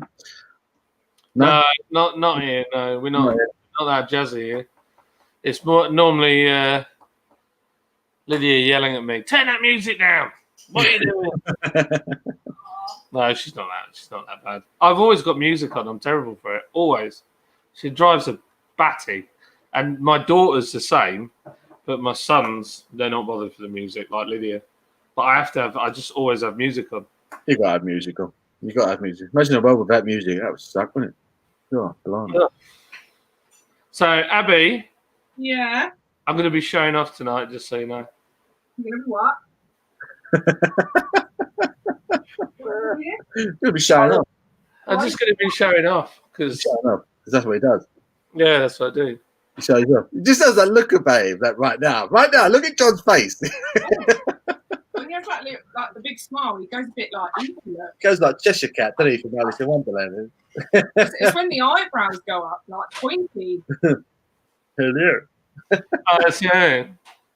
So something Al taught me, because Al's an actor, and I suck at having photos taken. I just can't do a smile. I'm like. So what you have to do is you think of something, and the feeling that you think of is what your face will do. So if I think smug, see, I think angry. That's smug, angry. Yeah, there you go. All my faces are the same, apparently. There you go. The smug is angry as. They look exactly the same. They don't. Do you guys get a bad hangover? Asks Paul W. Is that me? Do we get a bad hangover? Sometimes. Yeah, I've got to admit, my liver isn't what it once was. We had this chat earlier. I found if I drink good beer, then no. If I drink bad beer, yes, I'll have a bad hangover. If I drink beers high in esters, so like your Weiss beers or your Saisons, flipping Nora. Our Weiss beer gives me the mother of all hangovers, and I don't even have to have much. I could have. So we do mini kegs of it, 5 litres, and I say not much of it. I had 2.5 litres of it, and my next day was a write-off. He was just gone. I was like, what the heck is wrong with me? And I do get hangovers, but I try not. I will say, cheap beers, and there's certain beers that seem to do it worse than others. Yeah. I've sort of noticing a pattern. If I'm drinking in a pub where the beer is notoriously not well looked after, I stay there for a while, I'll feel like crap the next day. But if I'm drinking somewhere where the beer is looked after and it's good quality beer, I'll be fine the next day. I mean, me and Abby went to Mad Squirrel a couple of months ago, and I was drinking their Hopfest Pale Ale all day. I had about 8 pints of it, and got a taxi home. I was a bit tipsy. Woke up the next morning, absolutely fine, and then barely a couple of weeks later, I went out with my mate to like a local, and I had about 4 pints of Stella, and the next day I felt like death warmed up. I felt awful. So my theory is depends what you're drinking. Well, somebody told me that if you take charcoal tablets, they're the ones that stop you farting. No. If you take, apparently if you take charcoal tablets, they stop you farting. But if you have charcoal tablets before you start drinking, you don't get as bad a hangover because apparently the charcoal attracts all the stuff. But then surely, this is my thought, isn't charcoal a carcinogen? So in which case, is that really wise to be putting that in your body? I don't think so. Well, Abby will know this. If somebody's had alcohol poisoning, don't they pump their stomach full of it? They don't pump stomachs anymore. Do they not? No. What they do, they replace it with fluids. They just tend to monitor them, I think. Yeah. I don't know, but I know they don't pump stomachs anymore. Well, there you go. Well, that's flipping waste of time me talking, and I don't know what I'm talking about. I'm gonna just go and sit over here. But charcoal's not something you really want to be putting in your body. Anything that stops you farting is not good. Better out than in. That's what I say. Wow, lucky man, Paul. Yeah. That is exactly how he lives. That's why my house smells. Well, it's beautiful. It smells like fat. It's the most beautiful farts in all the world. Chris says he gives charcoal biscuits to the dog. It doesn't stop him farting. Oh, right, okay. Well, maybe there's something about charcoal that's meant to be good for you, but I'm going to find out. Whitens your teeth, apparently. It what? Whitens your teeth. I've set my camera wrong and it's making my teeth look really yellow. So I'm looking quite tanned, and I'm not. Oh, you're looking fantastic over there. Yeah, I'm not at all. I've just got in a rush, was just like, that'll do. Oh, it's light on. It's like the darker it gets, the brighter this light that I've got. I can't even turn it down. I'm gonna change the colour. See if that. Oh, that's brighter. Get yourself to Home Bargains. Super cheap one there. I'm using the same one here. It's about. I think it's a tenner or something like that. It's not, and it's got adjustability. Look, I can turn it down, and that probably. Oh, look, I'm going. Oh, you know, you're like a ghost now. You're like about to tell me a ghost story. And then and you can set it right up. And then it's got different lights in it as well, so I can make myself look white. I look like I've got a really shiny forehead. Well, not as shiny as when you had that curry the other day. I had that curry. I was leaking when I had that curry. Look like a bit rough, old boy. You look rough. I tell you, I couldn't do it though. To be fair, it was a spicy cut. I wasn't expecting that curry to be as spicy as it was. Horrible. Yeah, it was watery as well. Andy Kraken. What a name that is. Andy Kraken says, cheers, lads. First comment ever on YouTube. Love the reviews. Paul and John just ordered the BWE. John. Yeah, let's do it, baby. BWE. What's the B? I think he probably had a few beers and it's actually beer. I just ordered the Brie. It's delicious. What our focus? Sounds good though. I like it. Simo says that charcoal can prevent your body from digesting food and absorbing. Oh, it's gone. How do I get the comment back? How do I spell it? right. Can I see it on the other one? Oh, is it? There it is. Yeah. Charcoal can prevent your body from digesting food and absorbing nutrients. It can also make medications and supplements less effective. Yeah, probably not something you should take. Diarrhea, constipation, like the opposite. vomiting, and blockage of the digestive tract. So, in conclusion, he would say avoid eating it. Yes, maybe not something to be taken. No, No. I don't think so. So Philip Smith, but John, have your beers ever been in a Beer 52 box? No, but we were working on something with Beer 52. Well, we were in talks on something on Beer 52 and with Beer Hawk. However, that has been cancelled until after COVID. Oh, cool. Hey, Ken, beer reviews is on. Good man. Nice to see you. Good to see you, buddy. Hope you're doing well, mate. Philip says I look like Stormzy with a beard. Stormzy. He has got a good tan. Better than yours. Yeah. Better than yours.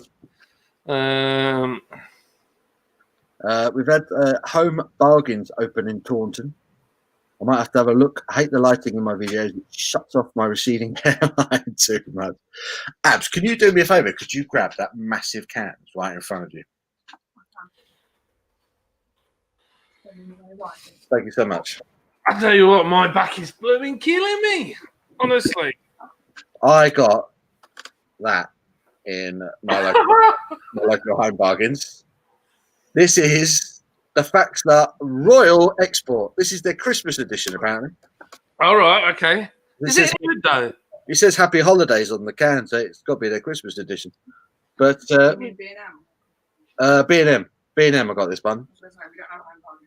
B&M, $2.99. This was. Look at the artwork on that can. That's epic. Isn't that mental? So, is it any good though? Does it taste all right? Probably not. The last one I had from these guys was their 10% one, their 10% extra strong one, and it was there with like Carlsberg special brew.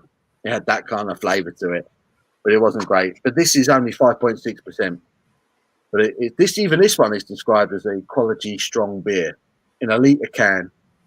But I just love the blue and Christmas thing going on with it. I think it's really cool. Yeah, $2.99.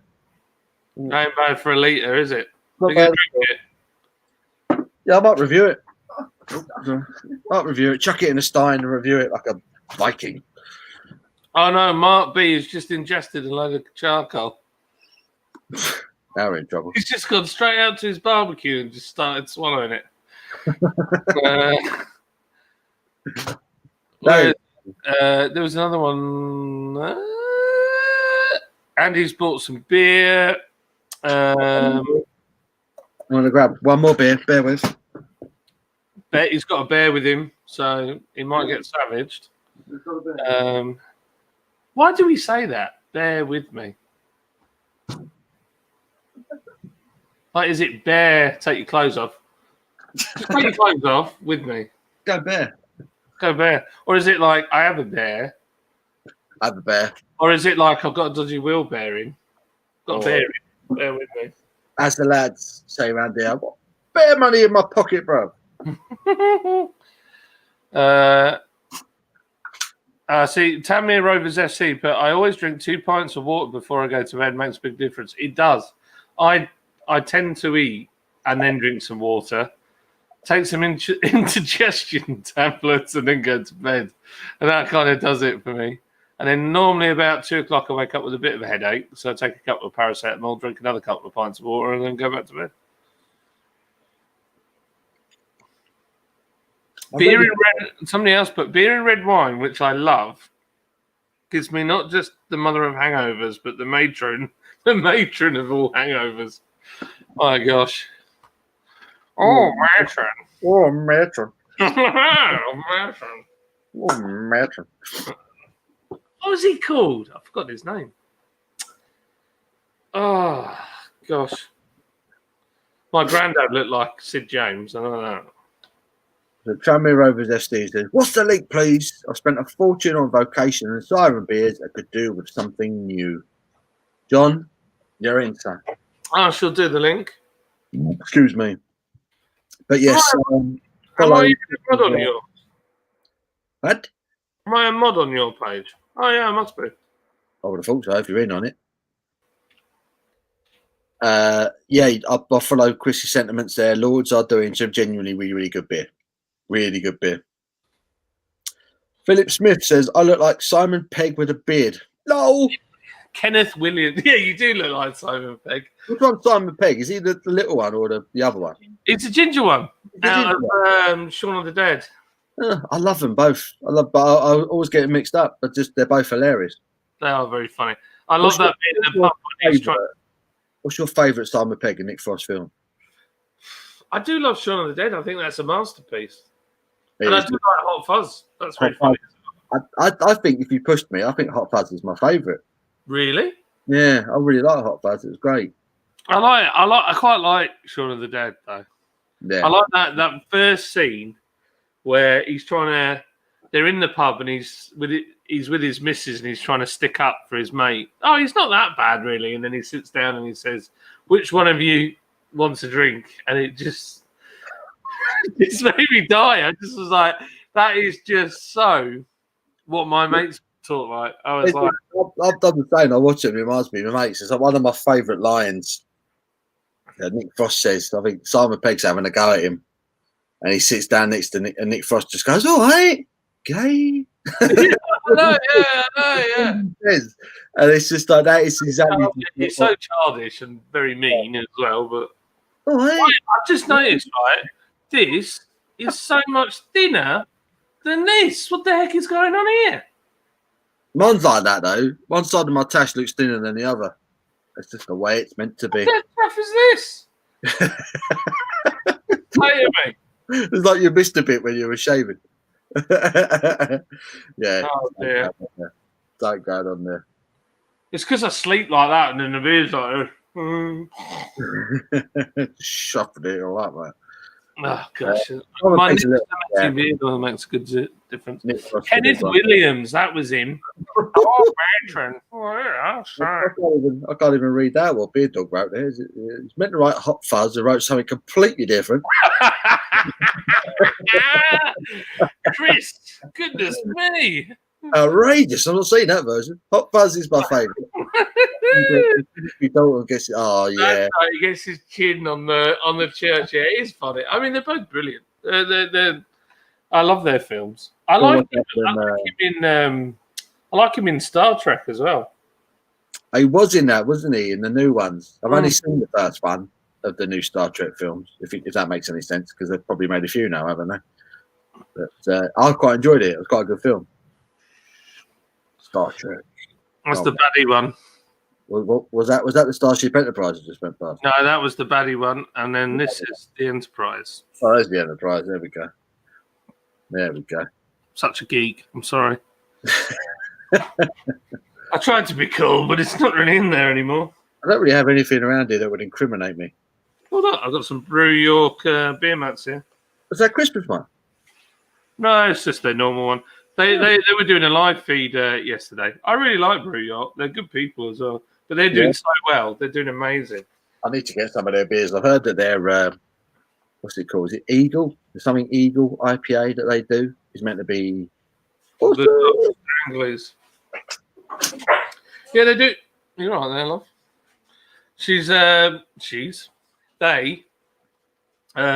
They do great dark beers and really good sours as well. I've only had I've had their dark IPA, and I've had their hazy pale, which was that Bruce Forsyth one, the Juice Forsyth, which I really didn't like that one at all. Did you not? No, that weren't a beer for me. That was just a can of Tropicana. But their black IPA was lovely.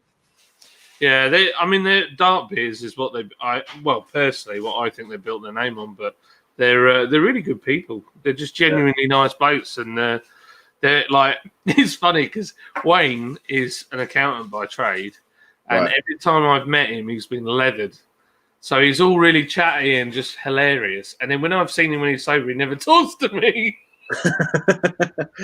What's going on? What's going on? And he's like, do I know you? And I'm like, yes, we drank a few beers last time together, but he's clearly too far gone to remember. So Love it. Yeah, and then there's a guy that works there called Ant, and he's got Viking DNA in him. Lee, the other director, he looks like a Viking. I'm sure he's got Viking DNA. My kids thought it was Thor. They were like, "Why is Thor on a brewery thing?" And I was like, "Oh, that's Lee from Brew York." They're like, "It looks like Thor." He does look like Thor. And Ants is like this big guy. If you go to our Lord's Brewing Co. Instagram, you'll see on there me and Ants drinking out of a beer horn together at York Beer Festival.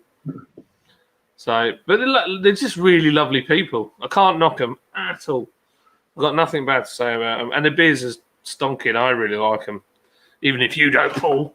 I'd say I've not had enough. No, I'm retracting. I've not had enough to make a definitive call on them, but I'm hearing really, really good things about Brew York, so I need to get a bit more of them down me. I can't remember which ones I've had. I think everybody's going to be seeing a lot more of them. I reckon they'll be massive well, they're pretty big now, but give it another 2 years, they'll be huge. They'll be a regional easily. Yeah. I'd argue that they're probably a regional now, but they're not. They're on their way. They're definitely on their way because you hear about them all the time now. Yeah. What was that? Alan said that Swift Arthur's lasted a bit of a while. It has. This video is called the Swift Arthur Friends. So far we've been getting on for 3 hours now, and we're going to have to wrap it up because I don't want to tread on anyone's toes because we've got Alan's live coming up at 8. And I think a lot of you are going to want to watch that one. Beard Dog says, I have to say, don't hate me, he didn't like the Abrams Trek films, but he liked TNG. Was that the Next Generation? Yeah, Next Generation. DS9, Voyager. Yeah, I get it. The Abrams films were, from a sort of, I think they were good entertainment if you were trying to get young people involved in Star Trek. He might never be interested until then. Yeah, I've never been a Star Trek fan, but I enjoyed the new Star Trek film. It was just an action film. And it worked. Yeah, that's it. Yeah, it's just entertainment. It was good. Phil says, Paul, you look as drunk as I feel. Do I look drunk? No, he always looks like that, to be fair. The light. It's the light. It's making my eyes tired. That's all it is. I am tired. So, literally, last time we went on camera, I was like, gosh, I'm a wrinkle fest these days. I'm just like a wrinkly old prude. And I was knackered at the end of Wednesday night. The live we did Wednesday, I was well tired. I was struggling to keep my eyes open. I was sitting like, Yeah, I was done. I was absolutely poor old Alan. I don't know. There was nothing left in the tank for me. Beard Dog said, I use my drinking horn at every metal festival I go to. Right, I've got a question, right? My drinking horn I love it. However, it still makes the beer taste like I'm drinking it out of an old shoe. And I don't know why. It does. It's just everything that you put in it gets this weird. It just tastes weird. But I still drink out of it. I want a beer horn. I need a beer horn for that Fax beer review. I need to drink that out of a beer horn, otherwise it's not going to be legit. It needs to be drunk out of that. Can order it online. Philip says, John Paul. Is that a French beer? John Paul. John Paul? Oh, yeah. La piscine. It is. Dans le singe. Le pomme de terre. John Paul, have you seen the new TV series Truth Seekers? Nick Frost and Simon Pegg, hilarious, about ghost hunting. I've heard of it. I've heard about it. Where is it? Where is it on? Where is it available? Where can I see it? If it's on the Beeb, there's no chance because I won't. I've not seen it. Take it off the animal first. What's Bonjour, Jean-Paul. Jean-Paul. Bonjour.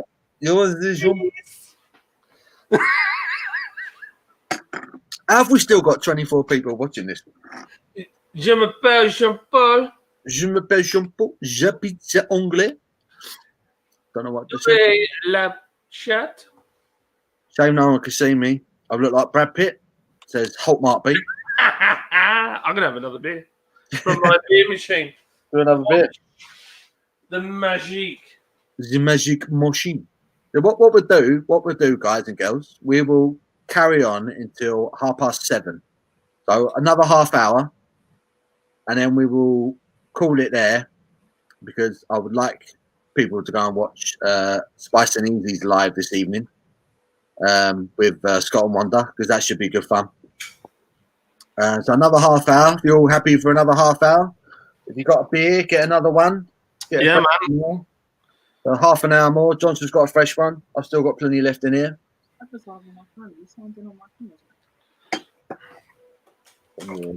And our wives will probably like to talk to us. Yeah, there is that. There is that. You talk to yourselves most of the time. Beer Dog's got to go for dinner. Check out my Lord's Brewing Shots special fired, tomorrow. man. Shots fired. She just dissed you out, You literally. just called me out in front of all my pals. Mug me in the ass. So yeah. So Chris is going for dinner. Enjoy your dinner, mate. And he is reviewing some Lord's beers tomorrow at 4:15, and it's live. It is live, so we will be watching. We will be watching. If you're doing the saison, Chris, be nice. It's legit, but it is just like something I've never had before. Alan says, "Hi, Abby." Hello. Or it might be Fiona typing. I don't know. Could be Alan! Hello. Hello. Alan, Fiona. Oh, wait. There's a wave. She's waving. I didn't get a wave. I'll get You smacked. did get a wave. I got like a. No. So who the bloody hell's that geezer? Who's that geezer there that's got pointy eyebrows? I told that geezer. Oh, why are you so pale? I like a ghost, and I with Why are a you white? light on my head. Shamey. It's your camera on your lap. Are you doing it on your laptop or your phone? Laptop. Yeah, laptopies are a bit weird like that. And I've got the light like there next to it, basically. It's really annoying. I don't know why they don't put a better camera in a laptop. But I bought this webcam, no word of a lie, before lockdown. It was £10.50. And now they're 80 quid. Yikes. I don't know how they can justify £80 for a tenner's worth of laptop. It's Someone said early for the Christmas tree. It is well early for the Christmas tree, but we've had this conversation about 3 times in the last 3 hours. It's been a rubbish year, so we decided to put our tree up early because why not? What did Abby say just before she went? So I'm not having it. 80 quid thing. I'm not allowed it. I might just send you one, Paul. I was thinking again, and Mike, it's my sound. If you're going to pay for it, fine. Is the sound like muffled on mine, or is the sound okay?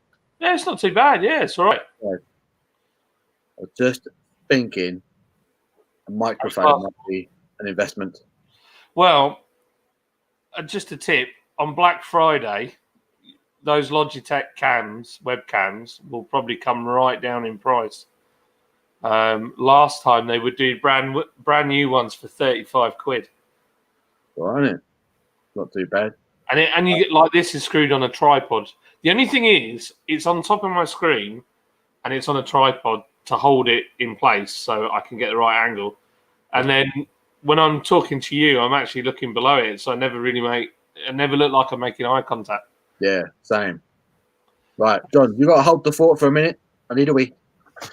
Okay, so yeah, Spice and Easy C920. I think mine's a C920 or something.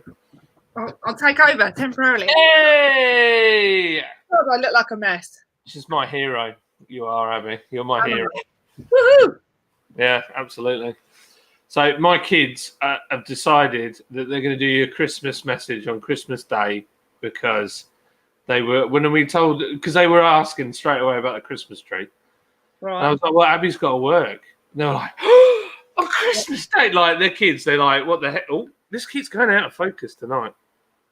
Woo! That's a better look, actually. There you go. And they were like, she works on Christmas. And I said, and Boxing Day and Christmas Eve. And they were like, oh, that's terrible. And then they were like, can't believe Paul lets her do that. So I said, well, you'll have to do a Christmas message then. And they went, yeah, we're going to do that. So you might get a random message. Yes. Woo! That would cheer me up. Well, you know, I'm just going to walk into every person's house and be like, Merry Christmas! It's going to be awesome. Yeah. Why not? Why not? Why not? Why not? Let's just hope we aren't going to someone that's really ill. Yeah. It's not good, is it? No. No. Anyway, let's not go down that. Yeah. Moving on.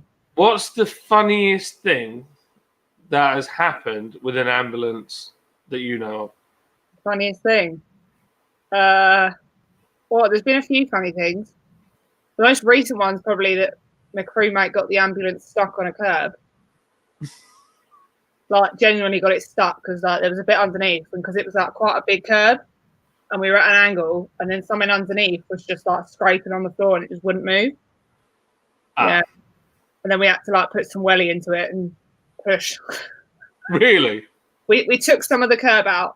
I'll be honest. Well, it shouldn't be that tall that you're getting stuck anyway. That's ridiculous. No, yeah. I once parked a Cavalier in a pond once. Did you? Yes. Intentional or? I was a teenager being stupid with a car, and I drove through someone's garden, and I didn't realise there was a pond. Oh dear. Yeah, very bad. Cost me a fortune to put it right. Yeah. I'm not Yeah, I was so naughty when I was younger. I can tell you some stuff. Nobody would follow me if they knew the stuff I used to get up to. John, my missus thinks I sound like an Australian. Is she mad? Well, Philip, if you're from Australia, then probably not. Depends. Have you spent any time with Australians? I have. I worked with one for years. Yeah. I work with hundreds. Do you? Yeah, like 90% of our service is like Australians. Really? Yeah, if I work with one all day, then I come home speaking a bit, like, I get the Australian twang. Yeah, that's what I got. I ended up, it just rubs off, and I think it's not a big stretch from a southern accent to an Aussie one. Yeah, it's when patients ask me where I'm from, and I'm like, here. And they're like, no. And I'm like, yeah. They don't believe me. What can I say? It just rubs off on you. I worked with a guy called Lewis, and he was from Brisbane, and he was the most sarcastic, dry. Their humour is just unbelievable, isn't it? They don't give a toot as well. They'll tell you exactly what they think. Yeah, exactly. But it's not a bad thing, I don't think. No, it's all right. I think it's good. What we got here? Philip, Abby is on. Yes. Hello. I don't know who Philip is, but hello. Thank you for being there to look after us all. Yeah, I second that, Dean. I mean, do you want me looking after you all? Hey, Chris has decided that he can cook dinner and watch on the phone at the same time. So he's back, top lad. Well done. Welcome back. I'm cooking dinner too whilst being here, apparently. What are you making? Salmon parcels and chips. Salmon parcels. I know, it's just they're frozen. I put them in the oven because, you know, I don't want to cook after a 12-hour shift. What is that all about? Sounds very posh. I thought with Paul being sat in all day, he'd have made you dinner. Look at me staring. Look at me staring whilst he's not here. Yeah. I mean, clearly I don't get my dinner on a plate waiting for me. Do you know what Lydia did yesterday? She went, John, I've given the kids their dinner. I realised that I haven't been to the shops yet. And so I'm probably going to order a Chinese. Would you like some? And I was like, okay. Oh, love Then I realised it went from my bank account. No. Oh. Yes. I mean, that'd probably be the same if Paul said, should we get a Chinese? It'd probably come out of my bank too. It's the way to do it. Well, that's the way to live, I guess. Oh, dear. So, question. Yeah. Who's the better cook, you or Paul? Well, that's pretty easy. It's going to be me. Does he never cook? Or is he... He does. He's going to get upset if I say anything. Oh, he's coming. He's coming. Shh. You like slumbers, you blooming starer. I didn't say anything. Didn't say anything. Shh. No, you didn't. What's going on here? We're just finding out your deep and darkest secrets. Oh, he's saying he's the better cook. Oh, is he? Apparently, he does put a really good pizza in the oven. I'll tell you that. And he cooks a waffle like a bad boy. Oh, I do toast He does, like he does. a toaster. I like cooking. It looks like, I don't know, I'll have a go at cooking anything. But it looks like a bomb has gone off in our blooming kitchen after I've been in there. If Paul cooks something complicated that I want him to cook, like lasagna, I have to leave like step-by-step instructions on exactly how to do it. Yeah, I'd probably need that, to be fair. I can cook a roast dinner. I can do a full English breakfast. There we go. Who's better at cooking breakfast? Well, you cook it more. There you go. Hey! Cook it more. Yes, Dad. But I don't like cooking sausages. Who's Paul's got to better? cook Who sausages. makes better sandwiches? Probably you. Oh, look, dinner's ready and the alarm's going off. Dinner's ready. Lydia cooks by the fire alarm. That's how I know dinner's getting close. Dinner's ready. On that note, I'm going to hand back over to Paul because Paul's the better YouTuber. I don't know about that. We need to get Abby onto the show, the ambulance show, and then she needs to plug you relentlessly. Yeah, you should get you on the BBC. Next series, Abby, you got to be like, yeah, I'll be on that. Yeah. Do No. they pay you any more money for being on? No. Oh, that's outrageous. NHS, isn't it? They don't like it from the NHS. Yeah. BBC should give them a bit of money. I hope they're paying the NHS. It wouldn't surprise me if they're not. Yeah. Philip Smith, has Paul gone to sleep? No. I got up there and decided I needed to drop the kids off as well. So there you go. Release the warp core. Or eject the warp core, should I say. My baked beans are amazing. Yeah. That's what Baked beans. What is everyone's favourite brand of baked beans? I'm going to stay out right now, put it out there. Branston. Really? Yeah. Branston baked beans, mate. Oh. I like Heinz. I like Heinz. Yeah, 100%. I don't really care. Does that sound terrible? Not really. I tell you what, I do have a guilty pleasure of though. What? Breakfast, you know the all-day Branston's all-day breakfast tin things. The tin. Oh no! If I'm like really hungry and I just can't be bothered to cook, smash one of them in, bang it in with a bit of toast. Job done. Job done. And I'm full at the end of it. Yeah, I love Branston. Yeah, Chris agrees. Branston, Clive, Branston agreed. Holt Mark's got Morrison's, low salt, no guilt. I like your thinking, brother. I like your thinking. Paul can't have anything but the best. Here's That's what I deserve. all his shopping, I bet the whole lot is branded. What I deserve. I'm a princess. I deserve the best.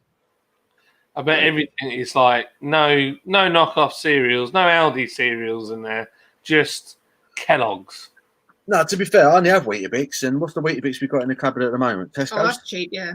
Tesco's wheat biscuits. Something like If I have them, they'd tear me a new one. that. Speaking of beans, who cooks in the microwave and who cooks on the hob? I cook on the hob. I cook on the microwave, but my wife cooks on the hob. I'll admit I'm lazy and I cook in the microwave. God, Yeah, dude. I think, what the heck? What's the problem with the microwave? The only thing is, right, Liz has got this weird habit. She cooks on the hob and she leaves a little bit in the bottom every time. And I'm like, just smash it on my plate. She's like, why do you leave a bit in the hob? She goes, well, it might be burnt. I'm like, but you're stirring it. Oh, funny that. Might be burnt. What do you do, Paul? I don't do nothing. Paul gets distracted and watches the TV because you can see it from the kitchen. I can't cook it. And then it burns the beans. If there's football on or something, I can't cook whilst the football's on. I'm bad for that. It's not just football, it's TV. Oh, Paul. We're hearing it all now. We're hearing it all. Hooligan is in. Mark the beer hooligan. How you doing, buddy? I think, John, that just answers the question of who's the better cook. Yeah, I get it. You microwave your beans, Abby. You're right on. Mark, I've got something to show you right now. Not at all. Philip Smith, Abby needs her own channel. She does, because she's ruining mine. So, Mark, I was looking through my stuff the other day and I found these. What are those? There's some crazy Adidas. They need a good clean, but I thought I might give it a go. And they got like a... They're just bizarre. They are funky. And they're like... But Mark, I think Mark's into his Adidas. He might know what they are. In I can fact, tell you what model they are. I could just look in here. So, They are trainers. The size 10. Oh, I'm on my own. Let's talk trainers. What are they? I don't actually know where I need to check for what they are. It's got a fancy label in it. I don't know. There's a part number. Maybe I have to check the part number. But yeah, it's got like a Velcro strap. Them bad boys. So I just found them. I think I've worn them like maybe 4 or 5 times, but I've never really done anything with them. So I vanished for a second there. I pressed the wrong button. My bad. you went for a poo, didn't you? I did. I went to drop the kids off again. So Marcus just had the new 2020 Imperial Pilsner from Camden Town Brewery. That's the second person who's come on tonight saying they've had that. What did you think of it, Mark? Was it as good as last year's, or was it better? Because I didn't enjoy last year's. Beans does not do the microwave. Top man, not with beans. Not with beans. No chance. Hop all day. The next thing I'm going to get is the mince pie. Is the mince pie? What's from saying? Mince pie cereal. Is that a thing? Is that what you're telling me? Mince pie. You're mad on mince pie, aren't you? My missus. I was telling her that you wanted to do a mince pie thing. I said I don't want to do it. And she was like, "Oh, I'll do it with Paul." Well, yeah, Lydia's got to do it. I want to do a mince pie off. I want to determine which supermarket is selling the best mince pie this Christmas, because I love them. I love mince pies. As soon as it gets to November, I live on mince pies, basically. So I want to know who does the best. You want them already? Mark, answer me a question. What are these fancy, weird Adidas? You're an Adidas dude. He's an Adidas man. Yeah. My neighbour, her son, is it a son? No, it's her brother, is the CEO of Adidas Europe. And he comes, mate, and he's always got the best Ferrari. I mean, it's like, I've got it on my Instagram. I was like that. He parked it outside my house because there was no space. And I came in and I was like, wow, Ferrari outside my house. And then the realization it wasn't mine. I was like, I reckon we're looking a bit Frankie Boyle with the beard. Frankie hey, Boyle. well, I'd take that. I think I'm what do I look like? What's that dude with the beard that James always say I look like, which I don't look like? James Lewis. I look like Tom Hardy. Apparently I look like Tom Hardy. It's got very Tom Hardy, John. The ladies love a bit of Tom Hardy. You've got to read us a bedtime story now. Yeah. The problem is the ladies that like me, apart from my wife, tend to have somebody else's teeth. Wow, look at that. Mark is saying that the beer 2020 is the best beer Camden Town has ever brewed. That's a big statement. That's a big statement. Wow. We had someone on earlier who said that he thought that this year's was much better than last year's. So that's 2 people who've given a positive feedback on this one. That might be one to get hold of, I think. I didn't enjoy last year's, the champagne yeast and nah, not for me. Not for me. Abby, what is your favourite Christmas film? Oh. What's yours, Liz? I don't know. It depends. I have one for like nearly every day of Christmas holidays. That's true. You do like quite a few, don't you? Yeah, can't like. What if there's one film that Christmas went by and you didn't watch? What was what one would you miss and you'd be gutted about? What is the one film? I'll tell you which one I watch every year. And that's Polar Express. There you go. Oh, I do. Lydia says it's too weird, but I love it. Polar Express. Oh, I love it. I love it. It makes me like really emotional. I love it. Lydia likes what is it? Santa Claus the movie, or what was the other one? Holiday. The Holiday. Mine's Home Alone. End of. Yeah, Home Alone. My kids won't watch it. They say it's too scary. I don't get it. Home Alone? Yeah, I know. God. What's Home Alone? Yeah, for kids. What's scary in Home Alone? The fact that the kids are on their own and they're trying to break into his house. Yeah, but it's Joe Pesci and Daniel Stern. They're not scary. No, I know, but it's kids, isn't it? Oh, I don't know. Am I on camera there, by the way? No, I don't think so. I've got to admit, Joe Pesci can be a bit scary, can't he? Yeah, when you watch Goodfellas. Not Home Alone, though. I'm trying to look. Mark says they look like Adidas Jimmy Jazz. Jimmy Jazz. Oh, I don't know. No, they're not as cool as that, actually. They're kind of... Right, I'm going to put the part number in. Let me put the part number in. Find out what they actually are. Tommy McAllister is on the Brell IPA from the Williams Brothers. Tommy, did you get that in Aldi? Or was that a Lidl one? Or did you get it from Williams Brothers, since you're up in Scotland? That was my bad Scottish accent then. Last year, mince pies for me, Lidl or Iceland. Apparently Waitrose weren't very good and way too expensive. Home Alone 2 is scarier. Donald Trump is in here. Oh, yeah. He does. He shows Kevin the way to the lobby, doesn't he? Well, that can't be right. Hillary Clinton never did that. Joe Biden never did that. No one ever mentions that, do they? He never showed Kevin McAllister to the lobby in the Plaza Hotel. True story. True story. I love the Home Alone films. I can't have Christmas without watching the Home Alone films and the Muppets Christmas Carol.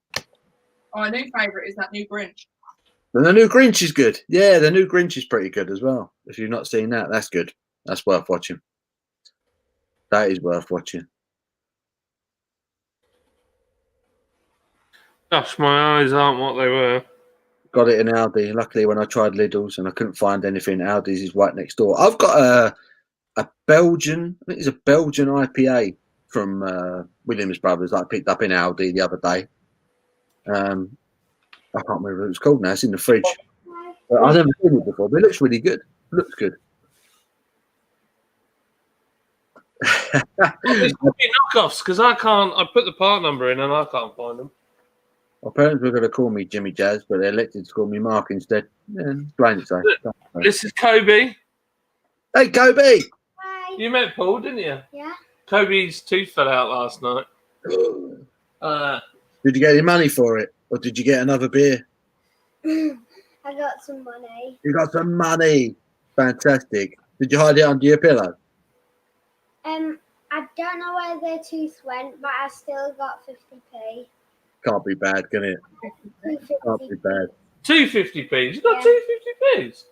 Wow. Really? So, Kobe, right. So, blatant advertising here. But Kobe put the beer machine together. There you go. So That's how easy it is. Yeah. Didn't you? But saying that, Kobe's really clever, though. I still probably couldn't do it. You are quite clever, aren't you? So a little brainiac. He's a Minecraft monster at the moment. Are you a Minecraft, mate? Are you really good at Minecraft? Yeah. Oh, I'm gonna have to find some challenges for you. And Taekwondo. Oh yeah. Yeah. Loves a good fight. Could you whoop your dad's butt? Yeah, right. Yeah. Good lad. Good lad. That's the answer. That's the answer. I love it. I love it. What are you doing tonight? Are you going to watch anything on telly or are you going to play a bit more Minecraft? We're watching something on telly and having our goodies. Sounds good. Goodies on a Friday. So on a Friday they can have they get some sweets. Nice. And they can eat them all in one night if they want, or they can make them last until the following week. Oh, so what are you eating them all in one night or are you going to make some last? I'm going to make some last.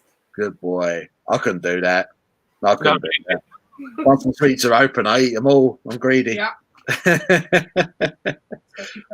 a good egg, aren't you, mate? He helped me today out in the garden, Him and Micah moved all of that ivy. We put it in the van, didn't we? Well done. So you got some grass again now. Well, it's all mud now. I did tell you. I did tell you what had happened.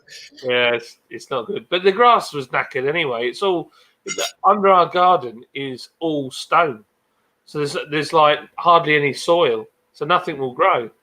Blimey, you've got really shallow lawn, basically. You wait, yeah, well, yeah. There's you wait until you see the video. You'll be like, no way, no way. It's unbelievable. I'm looking forward to it. So it's going up tonight, is it? Yeah, I think so. One, I want.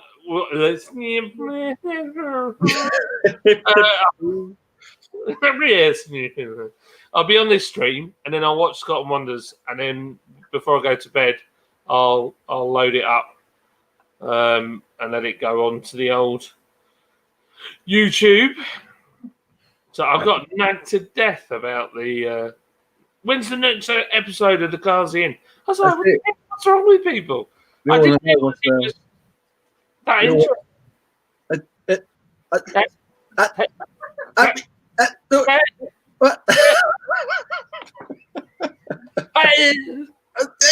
Speak words. Yeah, we all want to know what's going on in your garden. That's all it is. So. Nosy, too nosy. Kobe, tell Dad there's not enough from the Tooth Fairy. Oh, what? So I'll say what the going rate is. Or the going rate per tooth is these days, apparently. Is it $11.99? I know that was something. That's for Belgian beers. Lidl's have the Pirate, and Golden Drac cases in store from Thursday at $11.99. Wow. So is that German or is that Belgian beer? That's Belgian, isn't it? Belgian. Well, it's not bad for Belgian beer, is it? Okay, Mark is the beer hooligan, is the Belgian beer lord. Oh, yeah, absolutely. So, he'll tell you what's happening. It's because of his knowledge that I tried my first Gers. Yes. It was really nice. Actually. I really enjoyed it. And I had a Lambic as well because of Craft Beer Channel. Right. They done a thing where he had a Lambic and am I keeping you? Or you want to stay on? Or you want to go and watch telly? I want to go. All right, give me a hug. Love you. Good. He's a good boy. Yeah, Like me, aren't you? Yeah, he's like, yeah. Yeah, yeah. Well, I'm going to Lidl's from Thursday then, if that's the case. I need to try Williams Brothers Warehouse IPA from Aldi. It's a belter, but everyone is on to it as it sells that quick. Also known as Hacienda Pale Ale for some reason. The Kazi is important to us. It is, John. The Kazi is important. We need to know what's going on. All right, then. No worries. Philip simply says, Lee. Lee. He said it all. Right, guys, what we're going to do, we're going to wrap it up at 1:30. We're going to give you a half-hour breathing space. And then hopefully you're all going to tune in to Spice and Easy and go and watch Alan Fiona with Scott and Wonder. Yeah. And have some fun with them for the next few hours. Just want to thank everyone for tuning in. Let's say we did this one off the cuff, really. It was just kind of, it happened. And it's been really good. And I've had a lot of fun chatting with all you guys. And thank you to Scott for coming on. And obviously thank you to John for coming on as well. It's been lovely. It's been lovely catching up. It's been nice, especially for this quick chat. Yeah, just a swift half, 3.5 hours. Swift 3.5 hours. Swift half with pals. That's usually what happens, though. If you go down the pub for one, you usually come back about 4 hours later, don't you? That's normally what happens. So, if you're out or you're out. Yeah. Well, normally it ends up with out. It's meant to be out, and then it becomes out, doesn't it? Done it many a time. I can't say I've ever found myself in a nightclub wearing slippers with a loaf of bread under your arm. I've had a few where I popped out. There was that dude, wasn't there, who ended up abroad and he'd just gone to the shop and he ended up in another country. I've heard about that, yeah. How does that happen? How does that happen? You end up in another country after a lash up. That's He amazing. went out, didn't he?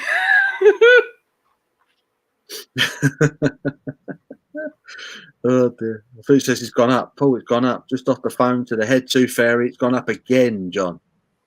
Gone up Philip? again. Philip, stop staring. And all that. So yeah. So thanks again, guys. Thank you everyone for tuning in. 8 o'clock, half hour from now, head over to Spice and Easy if you fancy a bit more beer and chat and shenanigans. Shenanigans. And I'll take over. So yeah, once again, thank you for tuning in. It's been a lot of fun. You've helped this. You've made this a really. How have 3.5 hours gone by? Only feels like I've been sat here for about half an hour. It's brilliant. I've loved every second of it. It's been a lot of fun. So thank you for tuning in. And I say thank you to John and thank you to Scott earlier for getting involved and helping us out. It's been a good laugh. I've enjoyed it. It was a good wind down from all the manicness earlier, and then just stuff was happening, and then I was like trying to get organised and. You can And chill. I've had a couple of beers. It's been lovely. It's been good. So thank you again. And me and John will be back on Wednesday night over at Spice and Easy for our fab show. With our special guest. With a special guest. It's me, guys. It's me. It's Right. Abby. It's me. Abby! Woo! Yes. No, it's not really. It's not. Oh, is it not? Oh, don't come watch it then. I am here, I think. You are here. You are here. So I might be there. You might be there. Abby might join in as well. So it could be extra. I might convince Lydia to come on. Yeah. One of my staff said, I watched it, but I felt like a gooseberry. And I was like, what? Eh? And he goes, well, I'm single. I was like, I don't understand. He was like, well, you're all couples, and I was on my own. Like, all right, okay. I don't know what I can say about that, but Really no, mate. Yeah. Phil Smith, go to Spice and Easy. Look up Spice and Easy on YouTube, and they're doing a live stream from 8 o'clock. easy with us, Ned. We'll be there watching, and we'll all chat. We'll carry on the chat. So you got a half-hour rest, and from 8 o'clock we'll start chatting over at Spice and Easy. Look out for their live. And drop Spice and Easy some subs because they're trying to get over the 1,000. They're kind of right on the cusp. They're 928 or something. Yeah, so they're getting close. So they're getting some subs. And also sub if you haven't already to Lord's Brew Co. Because why not? They're awesome, right? So We put a video up once every 2 months or so. yeah, so sub to Lord's Brewing Company, and you'll see what they're doing with their Carsey this evening. Because John's going to upload the next video, so you can see what they're doing there. And if you haven't already, you can sub to Paul's Beer Reviews as well, and you get more nonsense like this. So all fun and games. And you can sub to abbyiscool.com. abbyiscool.com. Abby is cool. Well, be careful. Brand new YouTube channel. Brand new YouTube channel. Abby's cool, and that'll be fun.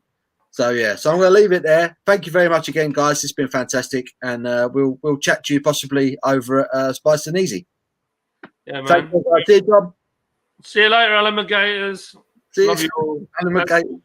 All the Take comments. care, guys. Ta-da. Ta-da. Ta-da. Ta-da. See you later. Look, Paul can't find the button.